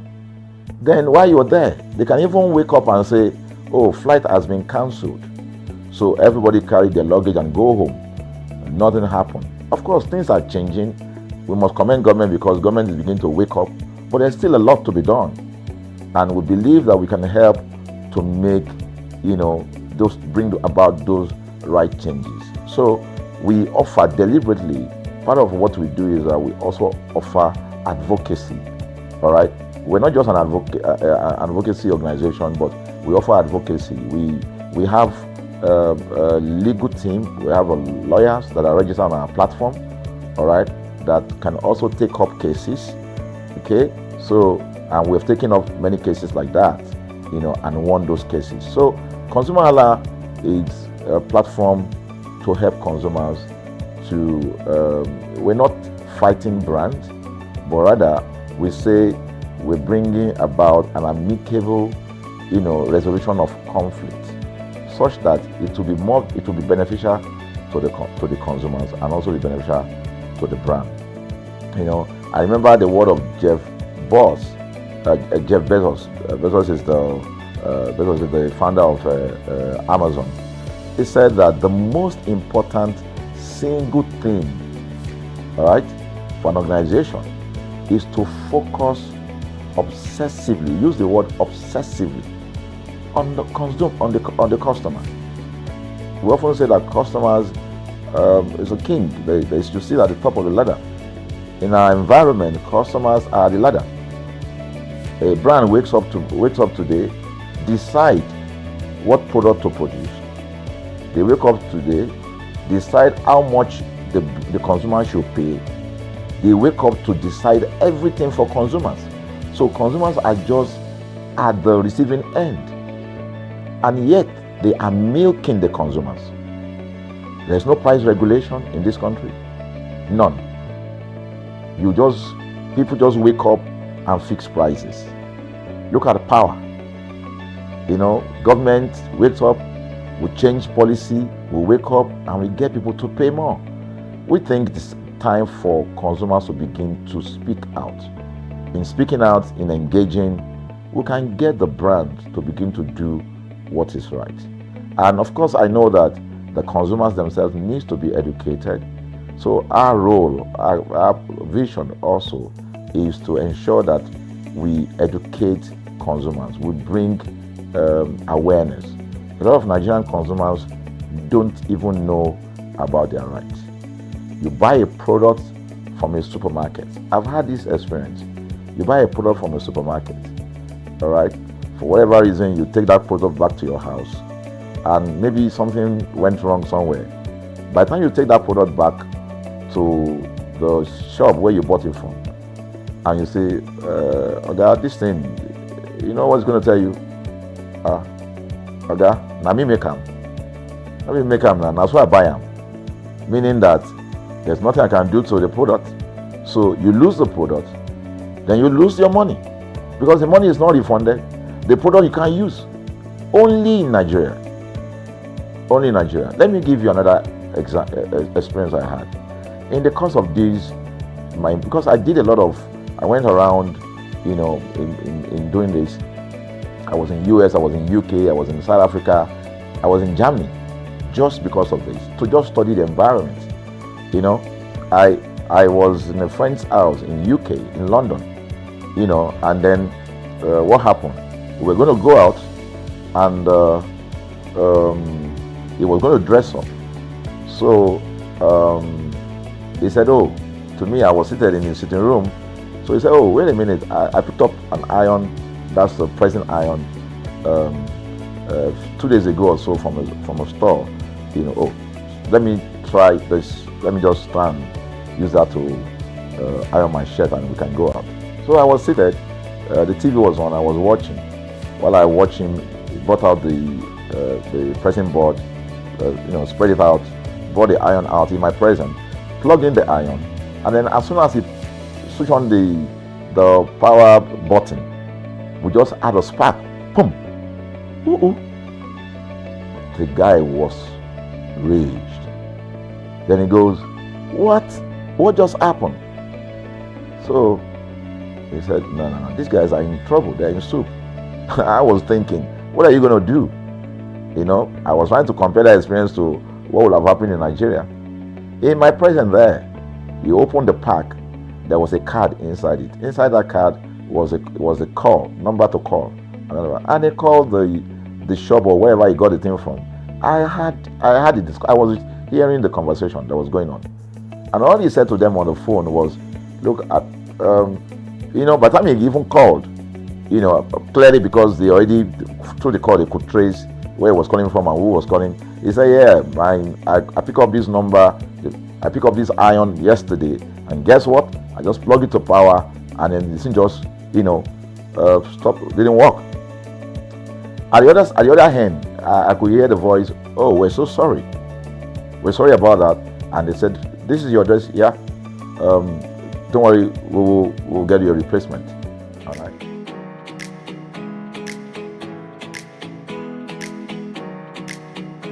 Hello, consumers. Welcome to Tejo Show Market, one of Lagos' most vibrant and bustling markets, here located in Biaba. This market is a destination for thriftwears, entrepreneurs alike. You know what? Come with me. Let's go find out and uncover the secrets happening here in Tejo Show Thrift Market. Come with me. Let's go find out.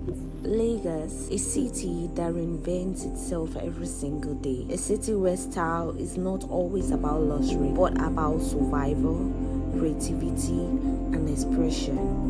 Here in Yaba, one of Lagos' oldest commercial districts, lies the market that has clothed generations, shaped trends, and given fashion a second life. Welcome to Tejosho Market, and within it, the bustling world of thrift clothing. Tejosho is not just a market, it is a history standing on a concrete. Long before shopping malls and branded stores took over Lagos, Tejosho existed as a traditional market serving the people of Yaba and its surrounding. It was a place of food, fabrics, trade, and daily interaction, a social and economic lifeline. Over the years, Tejosho witnessed transformation, fire incident, demolition, redevelopment, from an open informal marketplace to a structured complex. Tejosho evolved, yet its spirit remained unchanged. Trade adapted, traders adjusted, and commerce continued. Within this evolution emerged a section that speaks directly to the soul of Lagos, the thrift clothing market, popularly called Okrika. Second-hand clothes, yes, but second-hand dreams, no. Yeah, clothes arrive from across the world. For many traders, this market is more than business. It is survival, cause rent, school fees, feeding, family responsibilities. Tejosho thrift section support thousands, traders, loaders, tailors, transporters, resellers. What some discard, others transform into income. Let's listen to what traders that sells in here have to say. Good morning, my sister. How are you? I'm fine. Okay, so for how long have you been? What is your name? My name is Chibuzo Okafor. For how long have you been selling in Tejosho Market? Tejosho Market, I'm selling almost 5 years now. 5 years? Yes. Yes. Okay, walk us through the journey of how you started this business. Huh? Walk us through how you start this business. Of course, almost 50,000. Starts 50,000 from start. Small. They grow small till now. Yes. And so you start then 5 years ago with 50,000 till now. Yes. So what can be the challenges where you face for say this business where you sell? Well, I know too much challenges, but now small. You know that Nigeria big, but now small. They push up small. Gradually, everything they move small. Okay, so this market now, which time you take the open, which time you take the close? Okay, they open at 7 o'clock, close 6:30 to 7. So you get some specific day where we say markets, 9 be market day. Yes, Monday, Wednesday, Friday. That's the main markets. Main market. Okay, so where you take they buy this your clothes from? Well, sometimes I they buy here, sometimes I they go super, go buy. So what will be the challenge where they take the transport the market come here? No, it's motor, no be found transport, enter motor, go and come back. That's all. So how you take, say this type business now, will they get gain, will they get loss? How you take they manage them inside each other? They get what? Will they get gain, will they get loss sometimes? Sometimes business is business. If you gain a loss, that's it. But no go say make you gain. If you without no loss, you go loss, you go gain. That's business for you. So how you can't take they manage both of them together? Well, anyhow, if I manage gain, I manage loss. That's all life be. Life will continue. So how your customers, how you take they see your customers? Say no be only you they sell this type of particular market. So how you take know your customers? How you take they make them come here often? I know my customers. My customers know me. I treat them well. If you not treat customer well, you can't come again. But my customers, I can treat them very well. And they laugh, do everything. As come by now, I treat you very well. And you laugh, do that. That's so. So tomorrow night you can still come back, you can come back. That's all life. Okay, so how you take the call customer? How you take the call customer, make customer look your side? No, as I said, sister, check here.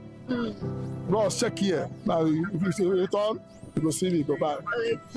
Okay, so waiting be your happiest moment for markets? My happiest moment if I come market, make I sell.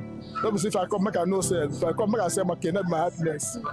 Say 2026 don't reach here now. How happy you be? Say 2026. God will give us. God, I want to God give me alive. Enter 2026 alive. I give me alive. Enter 2027 alive. Now so. Okay, so wetin be the thing wey be say happen with for you for 2025? Wey be say 2026 you know premier happen?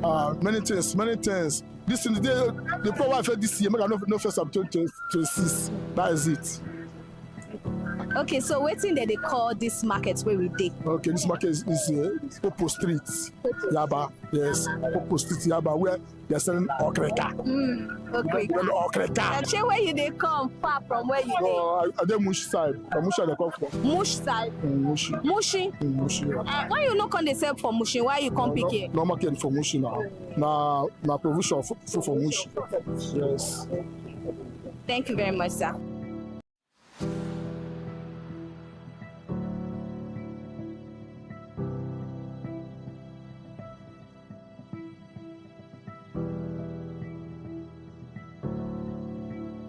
Good morning, sir. Good morning, my sister. How are you? I'm fine. Okay, what is your name?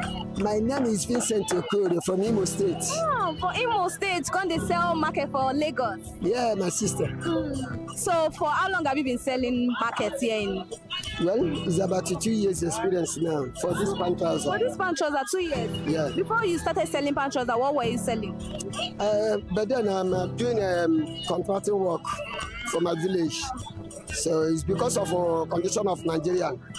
I leave my place to Lagos in order to seek something to help myself and my family. Okay, so what's it come make you choose this pant trouser? My sister, you know, in a person know they take it better I enter Sabbath. This pant trouser start from us here. Then when I raise a little money, I start this very one. See that is a student wearing and some office wear. That's the interest I have on it now. So when you start this journey now, how much it takes start this your business? Well, you know, this is our differences. I started my business with 25,000. Wow. For that 25,000, how much you take buy then? That is, well, I bought about 30 pieces of trouser. Wow. As of then. But now, by the grace of God, it's like I'm growing.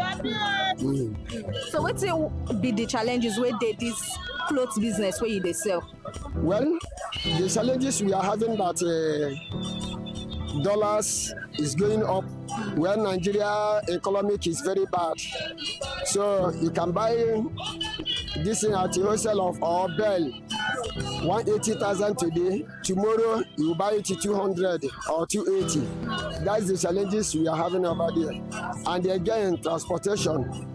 They always be increasing every minute of the day. So how you can't take the money? Because I hear say bail business, you know easy. Sometimes you go gain, sometimes you get lost. That is normal. At times 4 days I never sell. Wow. But with God, all things are possible. Yeah. So waiting they push you, they go for business. Waiting be that thing they motivate you, where they keep you inside business. My dear sister, man cannot stay idle. So it's like when I see my mate and when I jump into this is a challenge in order to help my life. I cannot stay idle, no matter. Yes. Okay, so what do you love the most in your business? What I love when I buy, I sell, and I make my money, make my profit to feed my people. That is it. Okay, so what time does this market open? What time does it close? This market has no time to open, has no time to. Anytime you sell tired that you are free to go your house, you can go and you can close. So where you they come sell for you? Well, I'm living at Ikorodu. At times I get here by 6 o'clock in the morning. Sundays I will get here by 12 o'clock. So that is it, based on the road of the day. Yeah. So why that distance? Why Ikorodu to Yaba? My sister, when I look at my pocket, I must put hang my bag where my hand will reach. The amount of money they are calling in Lagos State here, I don't know. Point. My level never reach that area. That is why I'm seeking my own at my level. Okay. That's So it. why you know they sell for Ikorodu? Why be saying Ayaba you can't they sell? By God grace, when I have money, I will negotiate that side. It is my plan that I will negotiate a place that side. But for now, when I don't have the money to pay for this thing, so I'm still managing myself. So what is that thing that 2026 is round the corner? It's just here. 2020 we don't enter 2026. How happy are you? I'm happy. Even wishing the people of Nigeria are happy that anybody we see today will be 30. That we will see end of this year. End of this year will not see us. That is my prayer for every creator, or every nation of this Nigerian. So what are you thankful for? What are you thankful for? What is that thing that you are thankful for? I'm thankful for more life and progress and the love of my God and the people. Okay, so that is my own. 2025 business, our business. Already 2025 has gone. Yes. When even cockroach know that in this 2025 everything was very, very contaminated. Nothing goes. Nothing goes. Everybody are crying. All poor men are crying. Even some big men who think that they are big men, they are still crying. So nothing is moving. So I want to use this opportunity, even tell the Oga President, anywhere he is, let him see my picture. Let him change the hand. That most of people that are dying in this critical period are dying for his head because of bad management. That is what I said. Okay.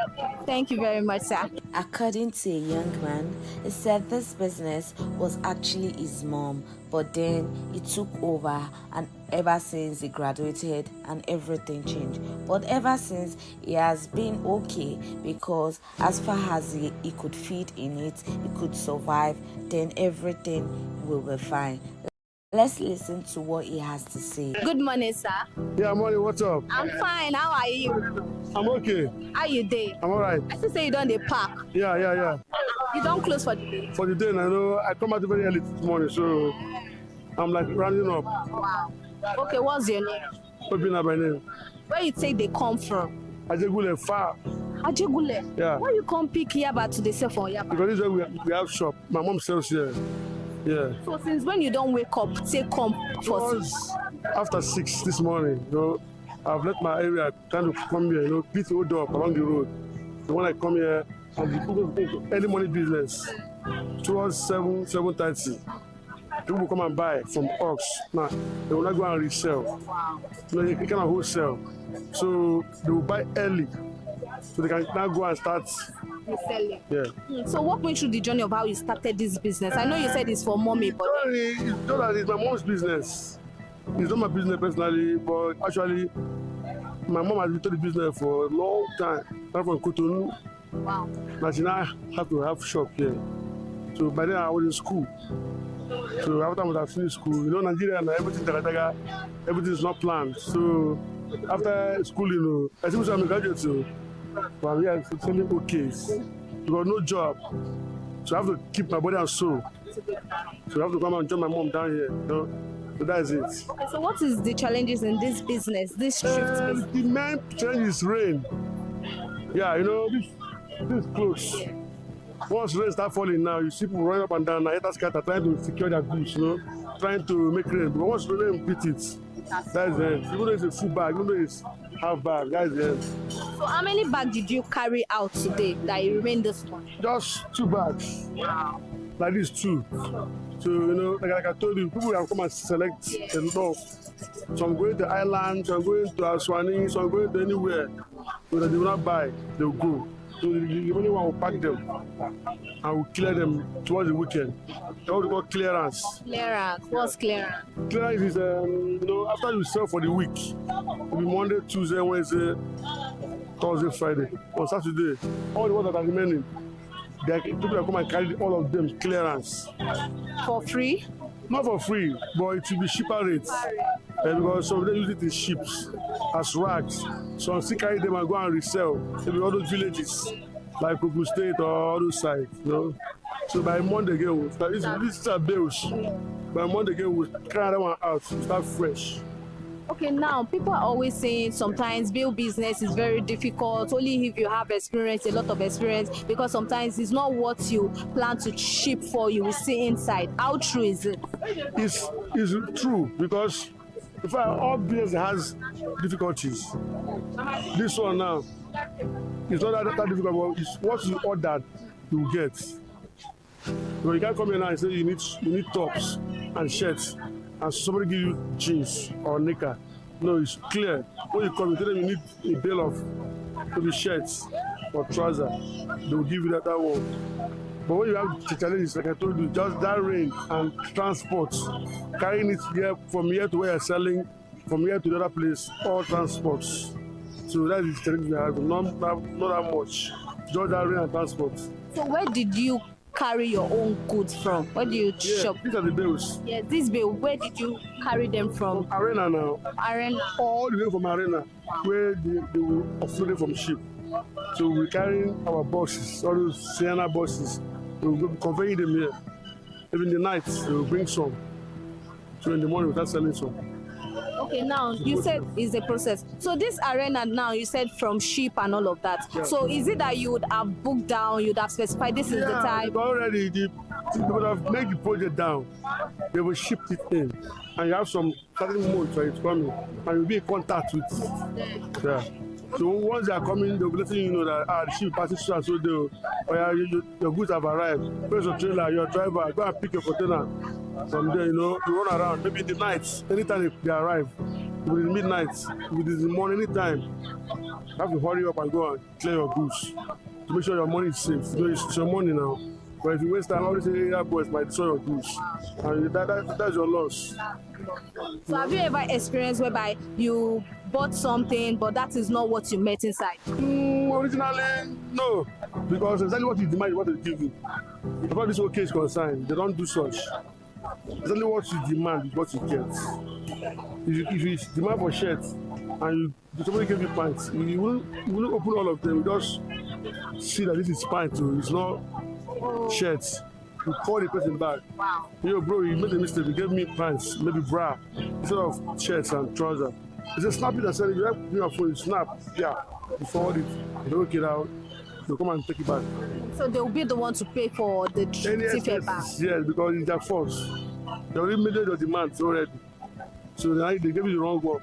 So what is your happiest moment in this job?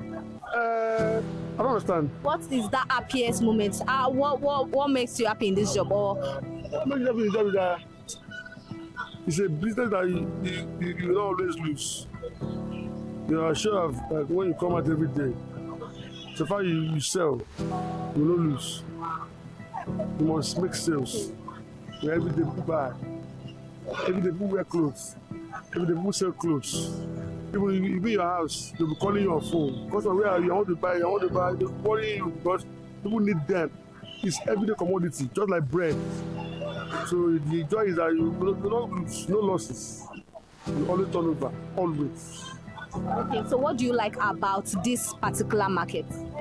This Yaba, it's cool. No, it's not like island where sometimes they run up and down. Sometimes all these boys at the top. Sometimes they bust somewhere, fire catch somewhere, area boys start robbing, This place is not like that. Very organized and settled. You can be here till 8 o'clock in the night, everywhere closed. Very early in the morning, open again. Very peaceful. No violence. Very well organized. Okay, so your bill of dress now is like how much? No, they have different prices, You can't assume. Okay, you can't assume. Yeah, they have different prices. Like shirt and trouser, they're all the same. Jeans, pants, bras, underwear, swimming trunks, all those bed sheets, they all have bills. So they're not the same prices. Yeah, they have different prices on their own. Okay, so for shirts now it's like how much? They have 250, 280, 270. Like how many are we going to see inside? You can't count it. It's more than 1,000 pieces or so. 2,000 pieces or so. There will be many. So now that you're going now, are you going home straight or? As a young man now, so I just have day, I just did this one. But our main market day was yesterday. Mondays, Wednesdays, Fridays. That's the main market days. So this one is just part-time So now I'm going home now to take care of myself, take my shower, relax a bit. But tomorrow is the full market day. That's how it works. Thank you very much, sir. Mr. Michael also explained the main reason why thrift clothes are expensive. He make mention about how the importation and everything has been causing a whole lot of things within them and the customers. Let's listen to the breakdown of the explanation of the thrift wares. Good morning, sir. Good morning there. How are you? I'm all good. What is your name? My name is Michael Sunday. So, for how long have you been in this business? What do you sell? I'm into clothing. I sell tops, jeans, baggy jeans too, and I deal with joggers and other too in this market. Yeah, but here is Opopo Street, and this Civic Plaza located at Opopo Street, Yaba. Okay, so walk us through that journey of how you started this clothing business. First of all, the cost of things have changed now, not like before. Out of line that was I think $2.19. Like you can get Bell, but we sell them more or retails, stocks, or cracker. So we have most of the them we sells for like 10,000 naira now currently, but before at least we are selling for 6,000 naira. So the price and the cost of everything and the dollar exchange, is really affecting us too, included the buyer himself, the consumer, But I think it was like last 219, we'll get Bell for like 80,000 naira, 70,000 naira, but currently now, for you to get the same Bell, you get it for 500,000 naira. So imagine you selling one each. So the price, the head trend is high. It's very high for us. So things are very difficult this time around, not like before. Okay, so what are the challenges in this business?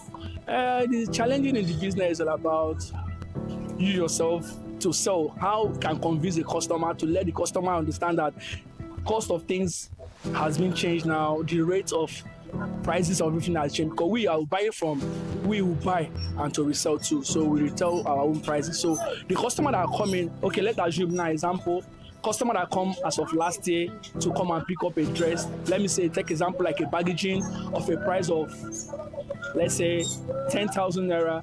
You find out the same that customer come back in next month, you find out the price have changed. They will start complaining, this thing I got here as of last month, so you understand, we're passing through. So the exchange, is really affecting us with our own life. So that's what we're passing through right now. Okay, so this your clothing, where do you get them in from? We all import it at China. Wow. It's China importation. They are all stock imports in China. We all know we import from China too. And most of them, like Bell, we import from Togo. You understand me? Like boyfriend jean, they are all import from Togo here. This summer, that is Togo too. Like Okrika. But like new stock, come like tons of baggy jeans here. We all buy it we import from China retails too. You understand me? So that's where we get our stock from. Okay, so what are the challenges importing all the way from China, Togo, and the rest? I think the challenge is mostly there is cargo. After you might have got your prices there, then money for the shift, like let's say cargo. So you find out the cargo, the price you buy. Let's assume example now you got it from China. Let me use our Nigeria rates. Now you buy from China like 5,000 naira to come and sell here 6,000, 7,000 naira. You find out the money for cargo. You understand me? Let's say the shift. You understand me? Cargo prices. Find out at the end of every day and expenses. Find out everything fall in 10,000 naira. So imagine yourself, you have to sell like 12,000 to cover up your expenses. You understand? That is the challenge you will get from it. That is the challenges. So what is your happiest moment in this your business? My happiest moment is when I tell customer price, the customer understand me and line with my own. That is current like we know how things go in the country. You understand me? If let's assume I buy for 10,000, I tell him things are expensive now. At least you can get it for 12,000. You understand me, and he has the money to afford it. He buy from me, and me, the seller too. I will be happy that I got something. I'll be able to get gain a little from me too. And to my most happiest moment is when my customer buy my dress. Then they find out the product is good. You understand me? They come back more. They keep referring me to other customers. Those are my happier moments as well. Okay, so now we have a lot of people selling this type of clothing thing you are selling. How do you convince your customer to stay, or how do you call in your customers? I always believe that all lays on individual differences. The way your approach matters a lot. how you treat your customer depends, they will come back. There are some customers here, more especially, we all deal with women dresses here. Most of them, when they come to the shop, like they will ask you price. So you tell them your prices. So tell me it's very expensive, it's this, that, money is much. But if I can cool down, relax, then I'm break down everything for them, like tell them, look at the costs of the prices, and the exchange and everything. Most of them understand you. Then they buy from you. You understand me? This is my happier moment as well. I'll be very happy that they understand me as well too. You understand me? So I understand that too. Okay. So where are you coming from to sell here? I stay in Apapa Surulere here. In Apapa here, that is Apapa Achegule. So why Tejosho? Why this market? Well, like unlike me now, the challenges I got before I relocated to this Tejosho here is I've been in Lagos Island. That was 2018, 2017. So that 2020, the fire got burned. Then before the coronavirus took place, I think it affected me to burn down my shop. So I lose, and my shop was being burned. Parking store, all the whole market there was. So how were you able to overcome? How were you able to overcome that trauma to start all over? I understand. My dad always tell me something. He said that as a man, sometimes when you're growing, you see some storms coming. You face challenges as a man. When you fall, you got to pick up again. So you can fall more than 5 times, still pick up again. The most things are consistently. So those are my customers that I have, those contacts. So I don't want to lose them. So I just think I can do more better, start over too. And by special grace of God, I'm still doing well now. I'm still pushing on. So people are always talking about bail thing that they're always scared going into bail business because they don't want to fall victim of what I order versus what I got. Have you ever experienced that, and is that true? Well, all these things they're based on individual differences as well. So in case of that, is that me, it depends. You understand me? But me, I'm taking myself like example. Anything you order from our store here, you understand me, is exactly what we're going to deliver for you. So I don't know for others, so it's based on individual. So if you order a jeans, so the same jeans will give to you. So the different why I have challenges is sizes. I always tell my customer, if you're not around, send your picture. So if you send your picture, I can be able to know your size as well too. Or you come in person. I prefer selling because I sell wholesale. So those people that run online business, retails, always come and buy from us as well. Though despite the costs, most of them, God is helping them afford to get some shops and some attachments. You understand me? So I'm happy about this. I'm enjoying that people are still doing well, no matter how things are being difficult. You understand? So that's it. Thank you very much, sir. What about the rest traders? Let's listen to the beat and the story, the survivor of the traders in the market, because this market to them is more than a business, it is survival. And beyond survival, Tejosho shapes culture. Many of the outfits seen on Lagos streets, in universities, music video, photo shoots, social media began their journey right here. Thrift is no longer shameful. It is fashion. It is sustainable. It is creative. It is also fashion forward. In this market, individuality is currency.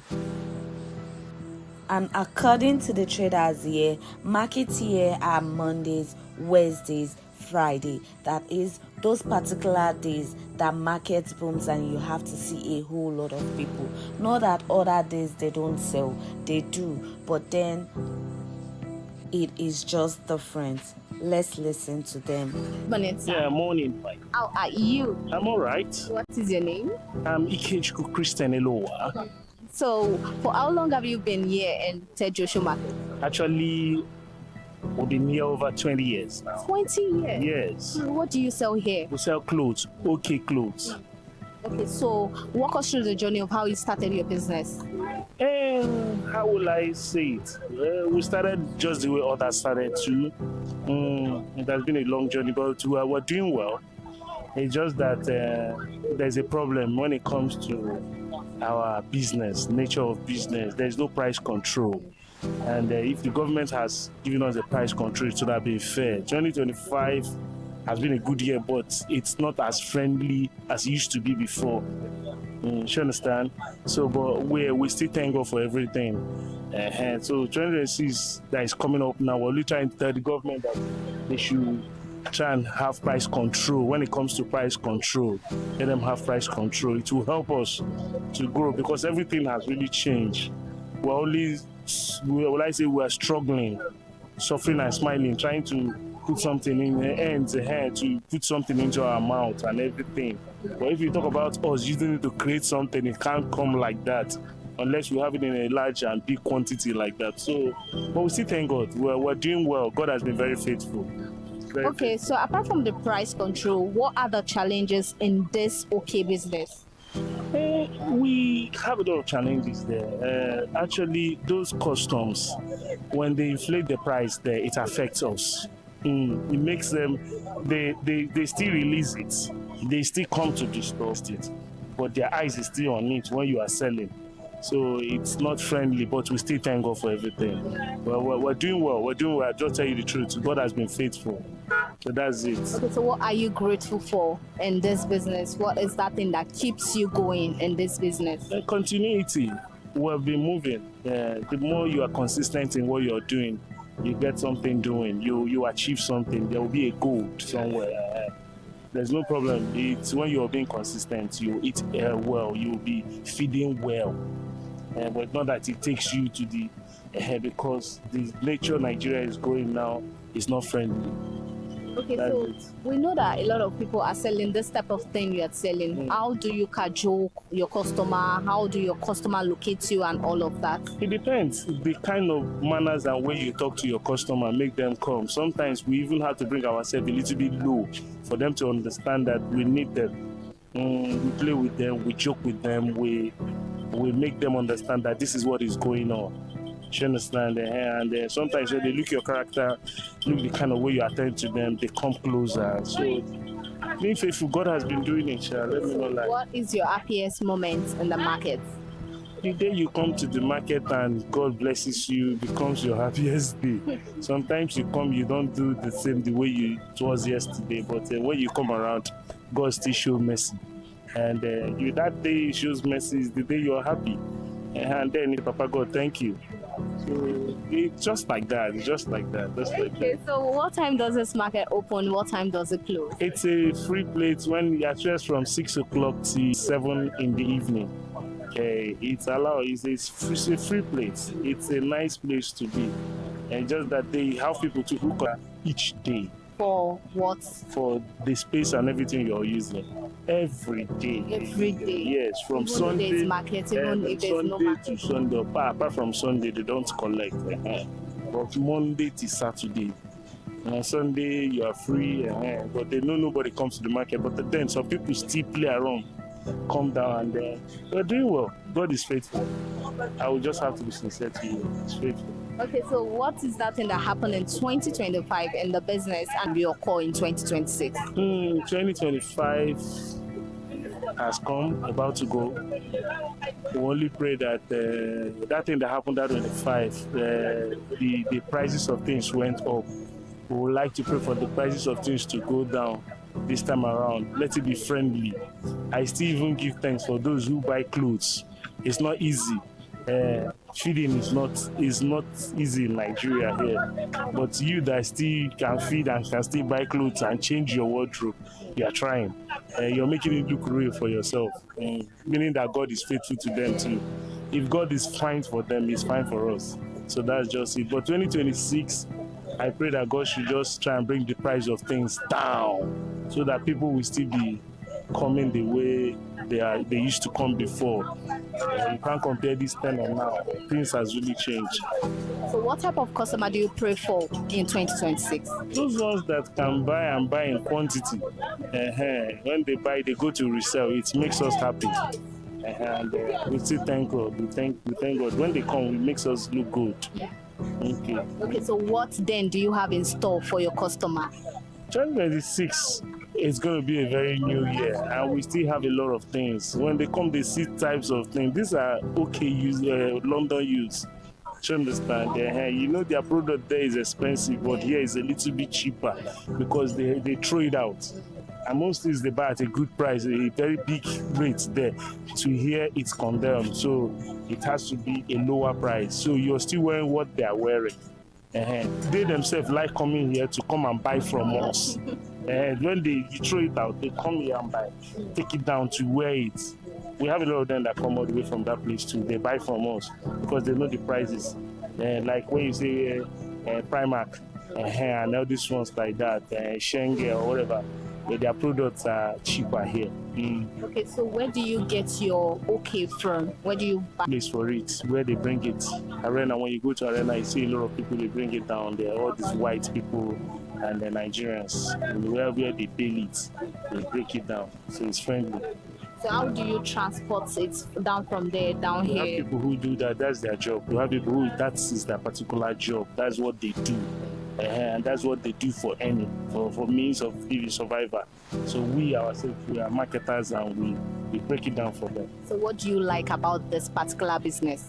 It keeps you on, it keeps you moving. You can at least eat 3 square meal a day. Not that you get it all big, but in a way, consistency with it, you can eat 3 square meal. At least you can say, God, thank you, I can afford 3 square meals. That's just the beautiful thing about it. Okay, thank you very much, sir. Good morning, sir. Good morning. How are you? I'm fine. What is your name? My name is Mr. Emmanuel. Okay, Mr. Emmanuel, smile for the camera. Now, why you bone face? I don't bone face. So all right. Okay, so for how long have you been in this business? Actually, it hasn't been long since I came into the line of selling blazers. Actually, it's not my own business. I work for somebody. Okay, into this business, what other thing were you selling before? Then I was a construction worker. As in this Yaba bridge now we build them, now we build the bridge. So that is when I came to Lagos. That should be earlier last 2 years. And since I came, I just saw that the market is sweet and everybody do also towards it. So I just decided to switch off from being a construction worker into business. Okay, so what has the experience been so far, moving from construction to business? How has the experience been? It has been nice because I saw changes. It's just self-determination for you telling yourself that yes, you can do it. So it's marvelous towards the business because it's not easy. It's not everybody that will come outside that will sell.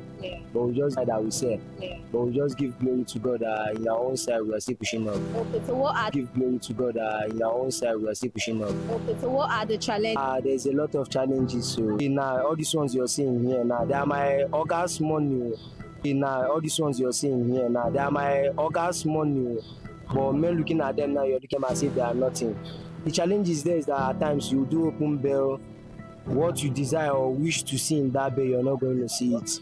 Like maybe sometimes we open blazers, hoping to see longer blazers, like kimono blazers, they say you're not going to see them. You just open, you just see. So this market now, ever since you've been in this market, you don't talk say sometimes business. If you see some other thing, if you see some people go say loss day, gain day. How you take the manage both? Loss day mostly. In life, when you count your loss, you count your gain also. At times you compare them, at times you don't compare them. But for me, the loss is very to know how we're going to meet up. Okay. So how do you convince your customer to? One, you need to be friendly with your customer. You need to let that joy of buying be inside them. Because most of the times there are some people that can come up with this kind of argument that this is fake, this is not good. Before you know, maybe you might just some people that can come up with this kind of argument that this is fake, this is not, get angry and lose it up. And you end up losing the customer, end up not selling your goods. So for me, because I'm the kind of type that I do get angry easily. For me, I just pick up that courage and that's it, that let me collect money from you first before any other thing. If I will unleash on that thing, so I put up my best in doing what I like doing best, and that's this business. That's just okay. So what's your happiest moment in this business? Surely now if I don't cash out now, if I don't cash out, so I don't make sense for my God, they happy, like serious. But if I did, I never sell market, you go see me, I go the wrong land because especially they serve person. we no come dey see returns for oga, you go dey feel bad sha. But if I dey happy mostly na when I don cash out, when I don see say I don sell something for my oga, they dey happy well well. They give me morale. Okay, so what is that thing that keep you going in this business? You know, say you don't talk, say you the staff person. So what's that thing that keep you going? Wetin dey motivate you when you still dey business? Wetin dey motivate me as I still dey with my oga be say I believe that the sky is our limit. I no get trust in him because person no dey hope on somebody, put on in trust, say this person go do for you. But I saw some potentials in my boss that if road good for this man, go good for me. So I dey see that joy in working with him. They be saying that my business quite alright, but I dey spend much of my time for him own business. But I know say if he dey good for him, he go dey good for me. So what do you like about this Tejo show business, this market? What do you like about it? I love everything about the market because they say who work na get pay. So if you no work, you no get pay, you get. So I dey like when I come outside, see my fellow niggas go dey, they hustle, they laugh, they interrelate. They give me excess joy. Thank you very much. Good morning, ma. Good morning. How are you? Very fine, thank you. Okay, what is your name? Mary. So Mary, for how long have you been in this business? Let me say all my life, I think so. Yeah. Are you serious? Yeah. Okay, so what has been the experience so far? Not really good. There have been some good times and bad times. Yeah. Okay, so walk me through that journey of how you started, or is it mommy's business? It's mommy's business, and we the children we continue. Yeah. So walk me through that journey, the experience, like how this business started and all of that, things you know a bit. Okay. With what she explained to me, she was pregnant with me when she started. Wow. And she started in front of the shop, like we didn't have this place. Yeah. So just outside open space, managing. Then growing up, we joined, we were 4, 2 boys and 2 girls. We joined her. Then. Okay, so what is your favorite thing? What's your happiest moment in this business? The money. Collecting money from customers. It brings you joy. Okay, so how do you cajole your customers to buy something or pick something up? Okay, first of all, when they are passing and I see them like trying to look around, like, oh, I'm like, bro, come in. We have what you want, even though we don't have what they want. And if they come in and we don't really have what they want, I'll try help them, take them to my brother's shop to help them get one. Then they will now come back and help me back. Okay, so how are sales been? This year, we bless God. Yeah, that's what I can say. Okay, so what are that thing you experienced in 2025 sales that you don't want it to repeat itself? Probably anywhere you... Okay, the sales this year, it has been really good. I won't want to say anything bad, but with the whole people not having money and everything, the experience is not really good. Like, it's really, really bad. People come in and they'll still be giving you the last year price that you still gave them. Meanwhile, things have actually increased in prices. So I don't want to experience that last year. I want, as everybody's making it next year, please save the makeup. Okay. Okay, so what keeps you being here, like assisting mommy? What is that goal? What keeps you going? Okay, I really want to make something for myself, not under my mom's name. I think that's why I'm still here. I'm still under our umbrella, but I'm making something for myself already. Like, I have goods here for my, like, in my own name.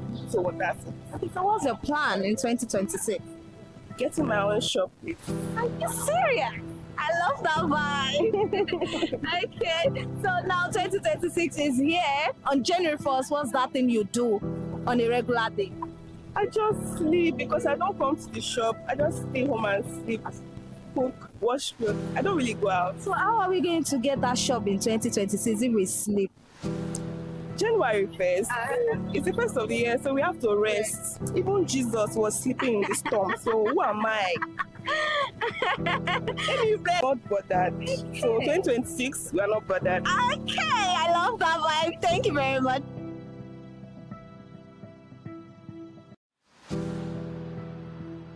Name, sir? Good morning. How are you? I'm fine. Okay, what is your name, sir? My name is Chukwemeko Bio. So for how long have you been in this shoe business? Wow. Is it when because I serve. Okay. Then I came to Lagos 2004. Then I served my master for 7 years. Wow. Then I became a Hey! Okay, so walk us through that journey, through how you served your oga and how you also chose to settle for shoe business. No, it's what I serve. My oga was selling shoe then. So when he carried me come to Lagos, I was selling shoe. So it's just like the only shoe I know how to. That's the only thing I can sell. Then that's the reason why I'm still in the shoe business. So what are the challenges in this shoe business? The challenges is just like you now. How long have you bought shoe? I can't even remember. I think I got shoe last weekend. Okay, let's just say since this year. How many shoe have you bought? Just that one I got last week. Let's just say everybody in this Lagos are buying one shoe. And I'm not the only one selling. So I'm not the one that will tell you how bad it is to sell shoe. That's just it. So we are begging people to start buying shoes so that we pay our children's school fees. So what keeps you going in this business? What motivates you to still be in the business? One motivator, this is Lagos. So there is a plenty party going on in Lagos. So people do buy shoes. They attend to those parties. There are some people that buy 2 shoes in a week. Some even more than 3. Every week they go to party. So how is your shoe now? Where did you get them from? Yeah, I buy from Togo. I buy from Cotonou. Sometimes I order from China. So what are the challenges buying from all those states you make mention from? Okay. The transportation, way bill, shipping fee. Okay. The main thing is not even that transportation of a thing. The main thing is exchange. And why before now the shoe business is moving until exchange get this worst. So shoe that we are supposed to say 10,000 there, now it's 25,000 there. And that one they don't reduce people of buying. Reduce plenty of shoes that we say in a weekend. So that's just Okay, so what is your happiest moment in this business? I think the happiest moment, the happiest time. Happiest time? Yeah, happy moment. Oh, wow. Should I say that? Like people are saying season, December. It's not even it. The happiest day just when you come to market, meet up your target. That's just it. The major budget to say make 200,000 naira a week. And once you get it, you are happy then. Okay, so now when does this market open? When do you come to the market? Okay, this market open by 7 o'clock, then end 7 p.m. Okay, so this is your store now. Are you paying for this particular place? Yes. You have to pay now. Why will you? Yearly? Yes, it's yearly. How much? For security purpose, I will not tell you.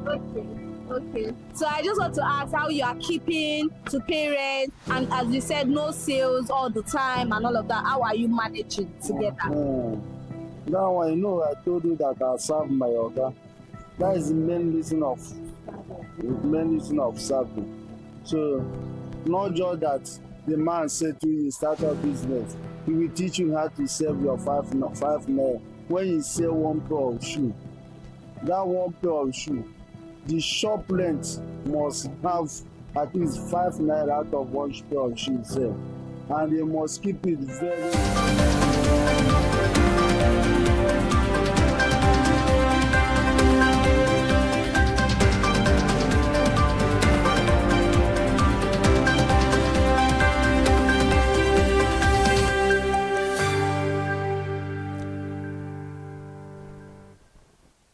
Hello there, good afternoon and welcome to ConsumerHallaTV midday news this afternoon, where we give you the latest update happening around Iri Ayomikunle Ike. And this afternoon we start the midday news talking about currency as the Naira closed the midweek trading session at 1,423 Naira per dollar at the official foreign exchange market, extending a mixed performance that contracts sharply with sustained weakness in the parallel market. Data from the CBN and journalist research shows that while the official market remains relatively stable, pressure persists outside the regulated window. The group between both the foreign exchange windows has narrowed slightly but remains wide, demonstrating the ongoing market reforms and structural constraint in Nigeria's currency market. At the Nigerian foreign exchange market, the Naira traded at 1,420 Naira per dollar on Monday, strengthened marginally to 1,420 Naira per dollar on Tuesday before depreciating to 1,423 Naira on Wednesday yesterday. However, last week the currency opened at 1,425 Naira per dollar on Monday and appreciated gradually to close at 1,470 Naira 95 kobo per dollar, reflecting intermittent gains at the official window. Over in the parallel market, the Naira opened at 1,483 Naira per dollar on Monday as it maintained the same rate on Tuesday and depreciated slightly to 1,486 Naira per dollar on Wednesday. The gap between the official and parallel market rates stood at 63 Naira, down from 73 Naira recorded last week, the widest margin since February 2025. The National Agency for Food and Drug Administration and Control has commenced enforcement of the ban on the production and sale of alcohol in sachet and PET bottles below 200 ml. This is in line with the Senate directive aimed at protecting public health. Meanwhile, the Director General of NAFDAC, Prof. Mojisola Adeyeye, disclosed this yesterday in Lagos State during the media parley organized by the agency.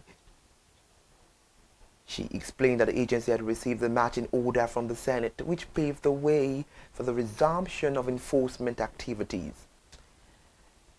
Remember, NAFDAC had earlier on November 11, 2025 announced plans to enforce the total ban on the affected product by December 2025, following a directive from the Senate.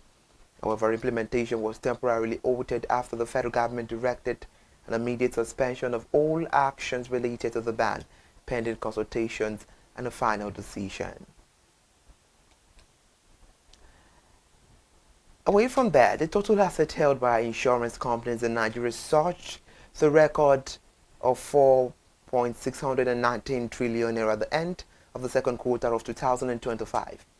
And this is according to the Central Bank of Nigeria's latest quarterly statistical bulletin, which highlighted the sector's growing resilience and focus on investment in both tangible and intangible assets. The record underscores the insurance industry's ability to withstand the macroeconomic pressure while expanding its underwriting capacity and diversifying portfolios.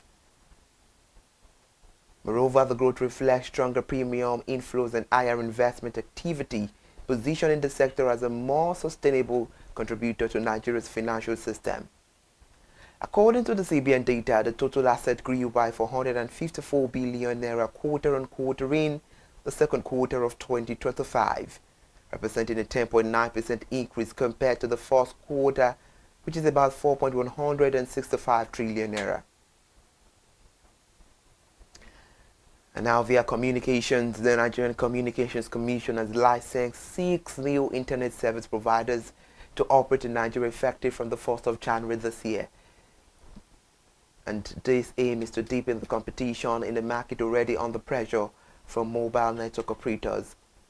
The development was confirmed through the NCCA updated licensing database, which shows a rise in the number of authorized ISPs despite growing market concentration and shrinking customers.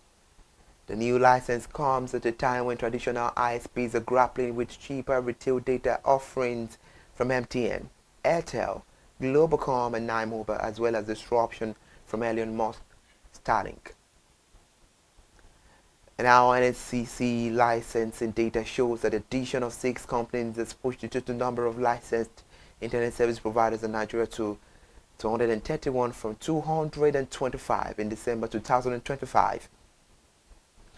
Also giving you a report from this news, the data also highlights a strong geographic concentration of ISP operations in a few urban centers, underscoring persistent gaps in broadband distribution across the country.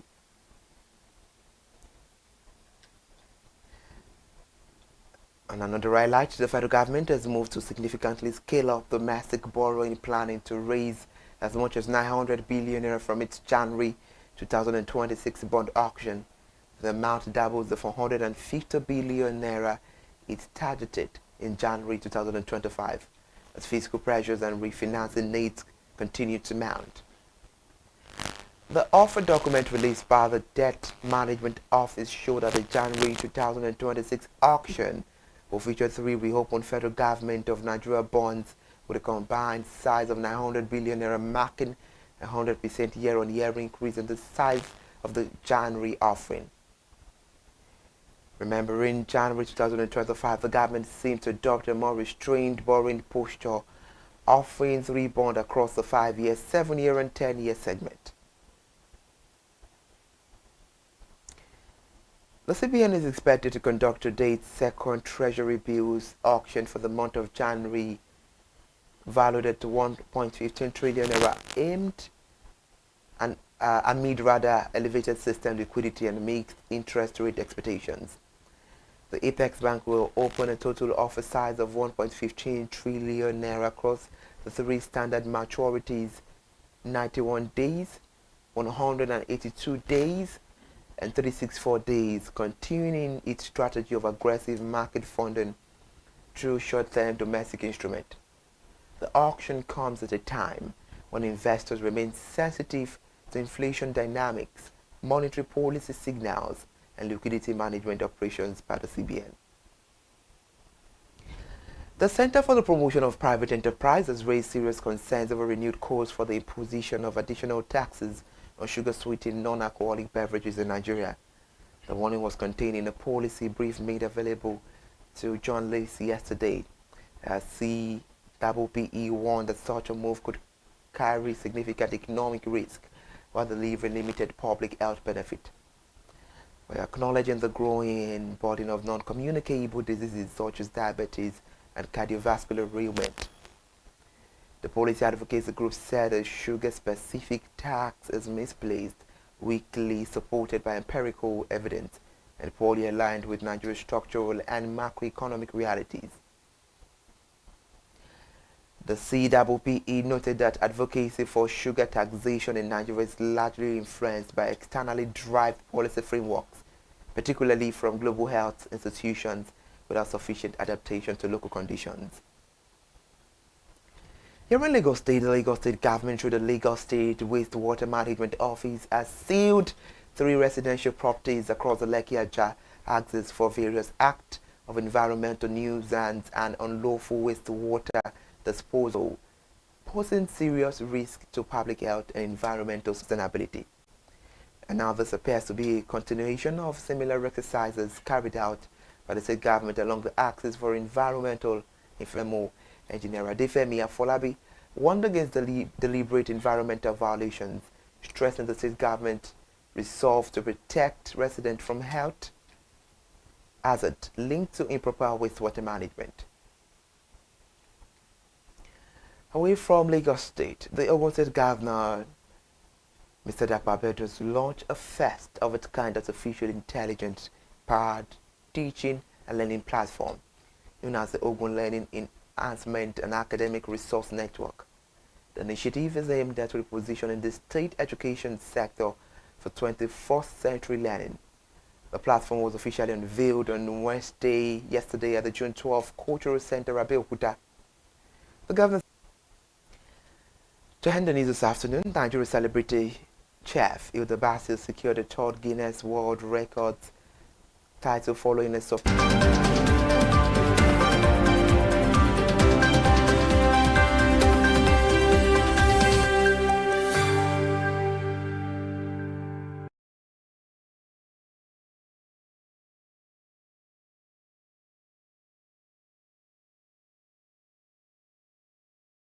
Hi people, my name is Mo Fakorede and I am a filmmaker and a film director, and you're watching ConsumerHalla TV. ConsumerHalla TV is everything consumer advocacy, consumer rights, everything that has to do with consumers. On this TV, you'll watch, you'll learn, you'll be educated, and you'll be entertained. Keep watching ConsumerHalla TV. My name is Olubukola Ozone, a photographer and a social media enthusiast.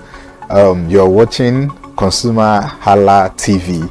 It's a consumer advocacy TV. If you have a problem, anything, any consumer related problem, just holla at them, just like their name implies, and they're going to get it sorted for you. Keep watching, stay tuned. Thank you very much. Hi guys, my name is Joba Jalabi. I'm a marketing communications professional. I currently lead marketing at Flash Change, a fintech startup. Keep watching ConsumerHalla TV, a consumer advocacy channel. Hello, my name is Sharon Rotimi. I'm an actor and I am on ConsumerHalla TV. Now, ConsumerHalla TV is a consumer advocacy channel. So if you have any issues, consumer-related issues with brands and services, you can reach out to them and they will be sure to handle it or to cater to you. Thank you so much. Hi guys, my name is Iyebiye Adeton. I'm a film poster designer and illustrator. This is ConsumerHalla TV. It's a consumer advocacy channel. We show content on consumers-based news, entertainment, and all of that. So I urge you guys to stay tuned to ConsumerHalla TV. My name is Anoluwapo Alao, a sales consultant for Star Times Nigeria. This is a ConsumerHalla TV, where they discuss anything consumer needs and get knowledge about anything about consumer. So keep watching it. Hi, my name is Adebola Ogushino. I'm a filmmaker and you're watching ConsumerHalla TV. Any consumer related issues, they've got you. Hi, my name is Stephen Olorunshisi. I'm a strategy and sales professional currently working with Obey, and you're watching ConsumerHalla TV. I mean, this is one of the channels that you don't want to but stay on. Consumer advocacy, brand promotion, everything consumer, what you need to learn for your business to grow. This is a channel where you learn, where you experience entertainment too, yeah. But it's good for businesses, for brands, and for an entrepreneur. If you want to know more about businesses, want to know more about brands, please stay watching. Alright, thank you so much, ConsumerHalla TV. Keep watching. Hello, good day. My name is Tunde Balogun. I'm the lead pastor at the Kingsborough Church in London. And you're watching ConsumerHalla TV, which is a new initiation into the TV industry in Nigeria, the first of its kind in Nigeria. And I know that it's going to bring value and quality into the service industry. ConsumerHalla TV is here to offer value to service industry and to give a voice to consumers, bring awareness to the brand industry, and also bring education to what it is to have quality for what you paid for. I know that through ConsumerHalla TV, you are going to be able to get what you have paid for quality-wise and also give a voice to you in wherever it is that you do. I am here to support and give a shout out to say that keep watching ConsumerHalla TV and we'll have a better quality for value in Nigeria and in the global space. Please continue to watch ConsumerHalla TV because it is here to make things work better for you. It is on this note that I would like to say a big congratulations to the chairman and CEO of ConsumerHalla TV, Pastor Tunde Olufowora, and all the staff's organization. Thank you for what you do. You are making things happen for us, and I pray that God bless you. Thank you.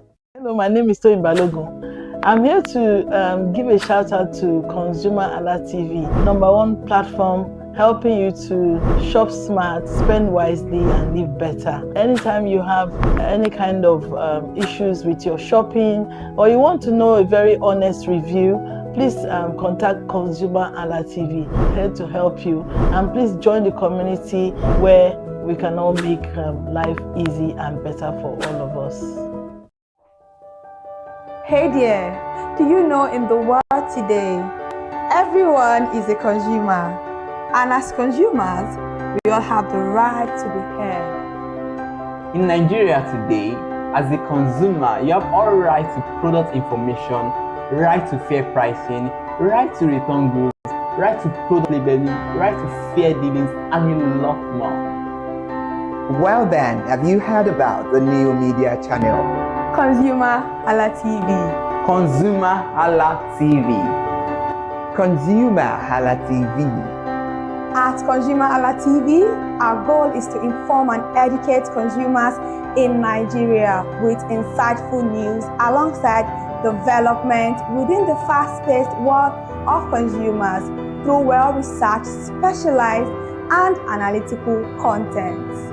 Our vision at ConsumerHallaTV is to create an engaging platform that provides right connections for meaningful brands in Nigeria, thus creating a more caring world for consumers where business thrive. And guess what? Our ConsumerHalla brand is the first consumer complaint resolution portal in Nigeria, powered by a 72-hour feedback mechanism. We offer consumer advocacy, informative talk shows, branding promotions, advertising, and lots more. Connect with us via our YouTube channel at ConsumerHallaTV.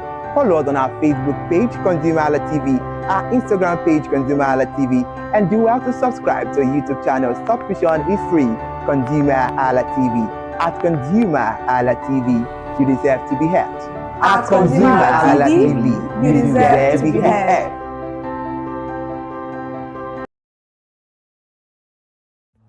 My name is Tunde Olufowora. I'm the CEO of Brand Eye Communications. We are the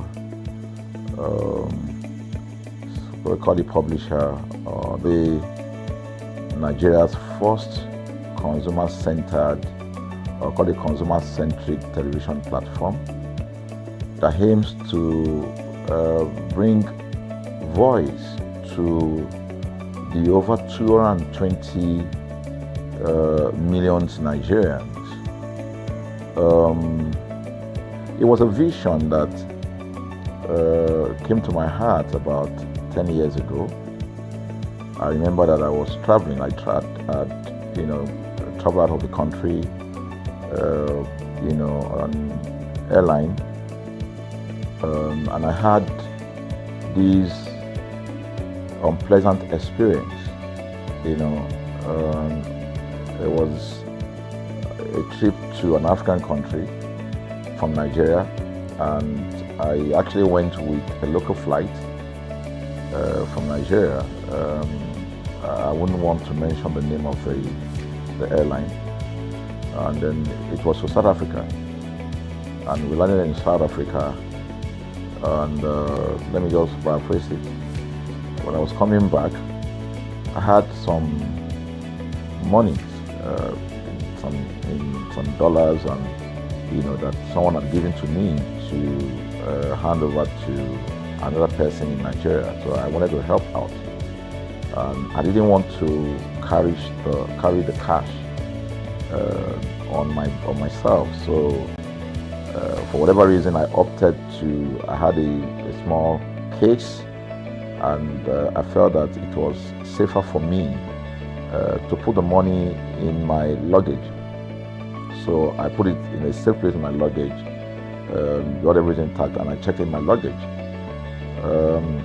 My arrival in Nigeria, I was standing and was waiting about the carousel just so that I could pick up my luggage, and then I was there for 1 hour and waiting for my luggage. I didn't know that my luggage already arrived, and it was one of the luggage that was moving around on the carousel. So after about 1 hour wait, I looked to my left and my right, almost everybody had gone. I think there were just about 2 or 3 left. So I beckoned on the woman that was on my side, and I noticed she was really in tears. Madam, what happened? She said, her bag has just been torn and a lot of things stolen. So I said, well, I've also been waiting for my own. She said, you better go and check those, those luggages there. Maybe yours is one of them. And lo and behold, I went around there. Mine was one of them. By the time I got it, everything inside my luggage was gone. All the valuable things there were gone. To cut the long story short, we felt there was need for us to report the case, at least to the airline. It was in the night, about 8 o'clock or 9 o'clock. We went in to go and see the officer that was in charge. As soon as we got in there, the officer said, oh, so sorry, but you will have to go to our head office in somewhere in Victoria Island, to lodge a complaint. Okay. So the next day we went to the Victoria Island and we lodged a complaint, and that was it. And since that day, I'm talking a story of over 10 years ago, I didn't get a call, not even a call from that airline to talk to me about what happened to my luggage. Now, about a month after that trip, I had another opportunity to travel out of the country. This time around it was to US, and it was an official assignment. And I flew on, I will mention the airline this time around. I flew on a BA. I really didn't like BA. I usually go with Virgin Atlantic and things like that. But my protocol officer convinced me and said, okay, you will love BA. Why don't you go on BA? Anyway, so I went on BA to US. And of course, on our return from US to Nigeria, we had to do, of course, there'll be like a connecting flight, from Heathrow. So we got into London Heathrow, and then because it was through Heathrow that we went, and then so they changed since it was BA, they changed the aircraft this time around to a bigger one. I mean, clearly because there were more Nigerians, more people that were planning to come to Nigeria, and then we boarded. Not quite 10 minutes into the flight, in the air, the aircraft started malfunctioning. The air conditioning compartment were not functioning very well. I was on what you call business economy. The whole of that business economy, all the way to economy side, the ACs were not working well. It was hot. And then I was watching. And then from that moment till we got to Nigeria. From that moment till we got to, I'm just trying to paraphrase. From that moment till we got to Nigeria, I could remember very well how many times the pilot, broke into conversation and had to apologize and say, we're really very sorry about this. He was giving us almost every 30 minutes. There's always a kind of update. So sorry, this is what we're doing now, this is what we're doing. While we were on that journey, I also remember an incident. So they came, the crew apparently couldn't resolve it. They couldn't manage the crisis or what was going on about it. They couldn't fix it. So they come up and said, we're so sorry, but for all the inconvenience, we're declaring, free lunch, free whatever it is you want, you can get. So trust Nigerians, you need to hear how everybody were jubilating, But something struck me. The experience I had just about a month before, and this experience, somehow I started comparing them. I was trying to see how this matter will be managed. Again, to cut the story short, we landed in Nigeria on BA. Before we landed, the pilot announced and said that for the inconvenience, they will be giving a voucher of £50 to everyone that flew on that aircraft. I thought it was a joke. I mean, it was my first time with BA, But for what I knew or know of the British man would never even play with his 1 penny, talking of £1. So I felt that must be a joke of the year. So we left. I got back to my office. I think it was just about a week after. Our officer, our guys in our mail room came up and said, "Oh, you have a parcel." So I said, "Parcel? Yeah." So they bought this parcel wrapped. I opened it and boom, I bought the document out. It was the £50 voucher from BA. So what's the tenor of this story? An experience with one airline was terrible. No apology. An experience with another one, even though it was a bad experience, but it was very well managed. So managed that even if we have suffered anything in that aircraft, you probably, for the sake of how they manage it, will have forgiven them. So that was how this journey started. So I started thinking, my mind, this is what we go through in this country. But are we different from other nations? So God put in my heart the idea of ConsumerHalla. That's why the Halla came with consumer. And we started that journey about 10 years ago. We started by creating a platform called ConsumerHalla, where consumers, so I discovered that Nigerian consumers don't have a voice. So things happen, and that's it. We live with everything. So we've started the journey from creating the platform. We have an app, we even have a magazine, and we thought we could move it from that to the next stage, which is the television. So the TV today, has come.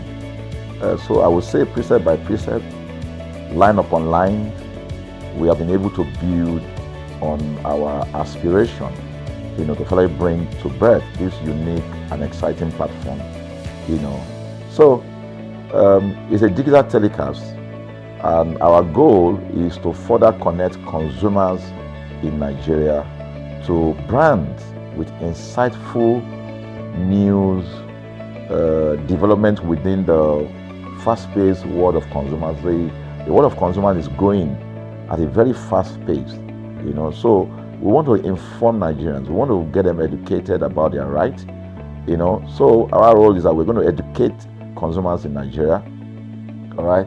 So by bringing them specialized and what you call analytical, research-based content generation that will inform, educate, sensitize the audience, So that's ConsumerHalla TV. So I call it an offshoot of our ConsumerHalla brand.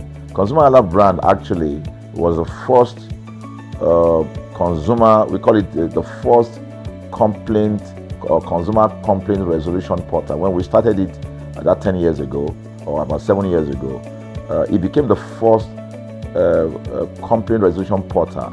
We created it so that Nigerians can actually lodge complaint on that portal. We spent a lot of resources to build a very robust platform where today, if you have any complaint, about any brand, any leading brands in Nigeria, go on that platform. You can actually click, just a click, you can find the brand, you can actually lodge your complaint, and once you submit it, that complaint will be routed to that organization, and within 72 hours, we will obtain feedback for you. We build it in such a way that we have connection to almost all the organizations, and it's been working. We've resolved several complaints for people without having to charge them any penny, because the idea is not to charge. So what we have done with ConsumerHalla TV is to take it to the next level. So we hope to change the narrative. We want to give the right direction. Nigeria has the largest consumer market in the world, with a population of over 220 million people. Why should we be the one that is suffering the most? Everywhere you turn to, it's as though Nigerian consumers don't have a voice. You're traveling, you buy a ticket. For whatever reason, an airline will wake up middle of the night,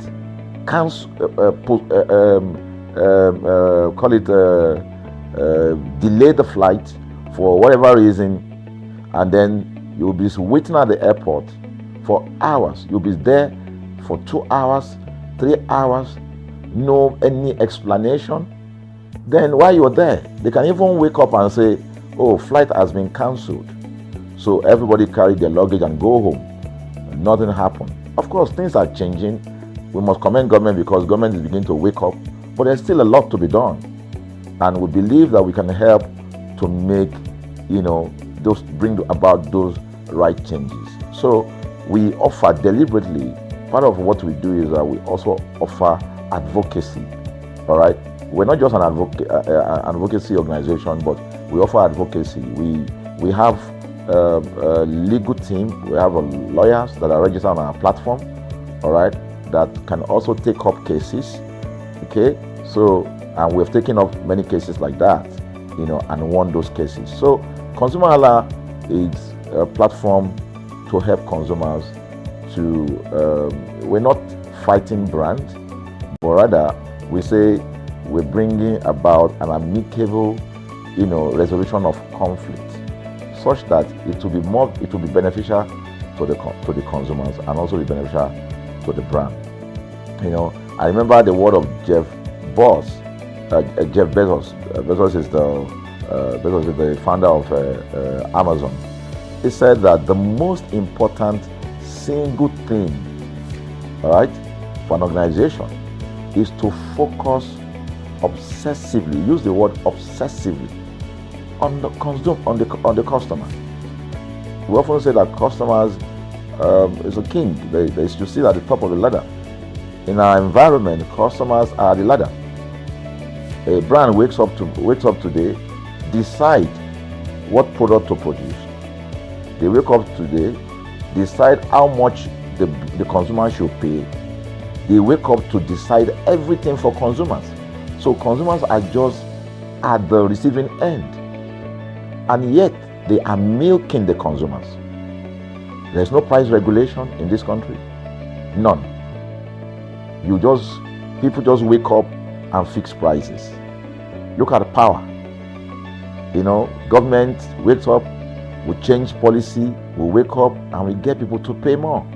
We think it's time for consumers to begin to speak out. In speaking out, in engaging, we can get the brand to begin to do what is right. And of course, I know that the consumers themselves need to be educated.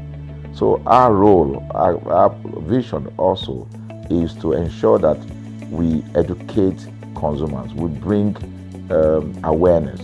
A lot of Nigerian consumers don't even know about their rights. You buy a product from a supermarket. I've had this experience. You buy a product from a supermarket, all right? For whatever reason, you take that product back to your house, and maybe something went wrong somewhere. By the time you take that product back to the shop where you bought it from, and you say, Oga, this thing, you know what's going to tell you? Oga, na me make am. Na me make am now. That's why I buy am. Meaning that there's nothing I can do to the product. So you lose the product, then you lose your money, because the money is not refunded. The product you can't use. Only in Nigeria. Only in Nigeria. Let me give you another experience I had. In the course of this, because I went around, in doing this. I was in US, I was in UK, I was in South Africa, I was in Germany, just because of this, to just study the environment. I was in a friend's house in UK, in London, and then what happened? We were going to go out, and he was going to dress up. So he said, oh, to me, I was seated in his sitting room. So he said, oh, wait a minute, I picked up an iron, that's the pressing iron, 2 days ago or so from a store. You know, oh, let me try this. Let me just stand, use that to iron my shirt, and we can go out. So I was seated. The TV was on. I was watching. While I watched him, he brought out the pressing board. Spread it out. Brought the iron out in my presence. Plugged in the iron, and then as soon as he switched on the power button, we just had a spark. Boom. The guy was raged. Then he goes, what just happened? So he said, no, these guys are in trouble, they're in soup. I was thinking,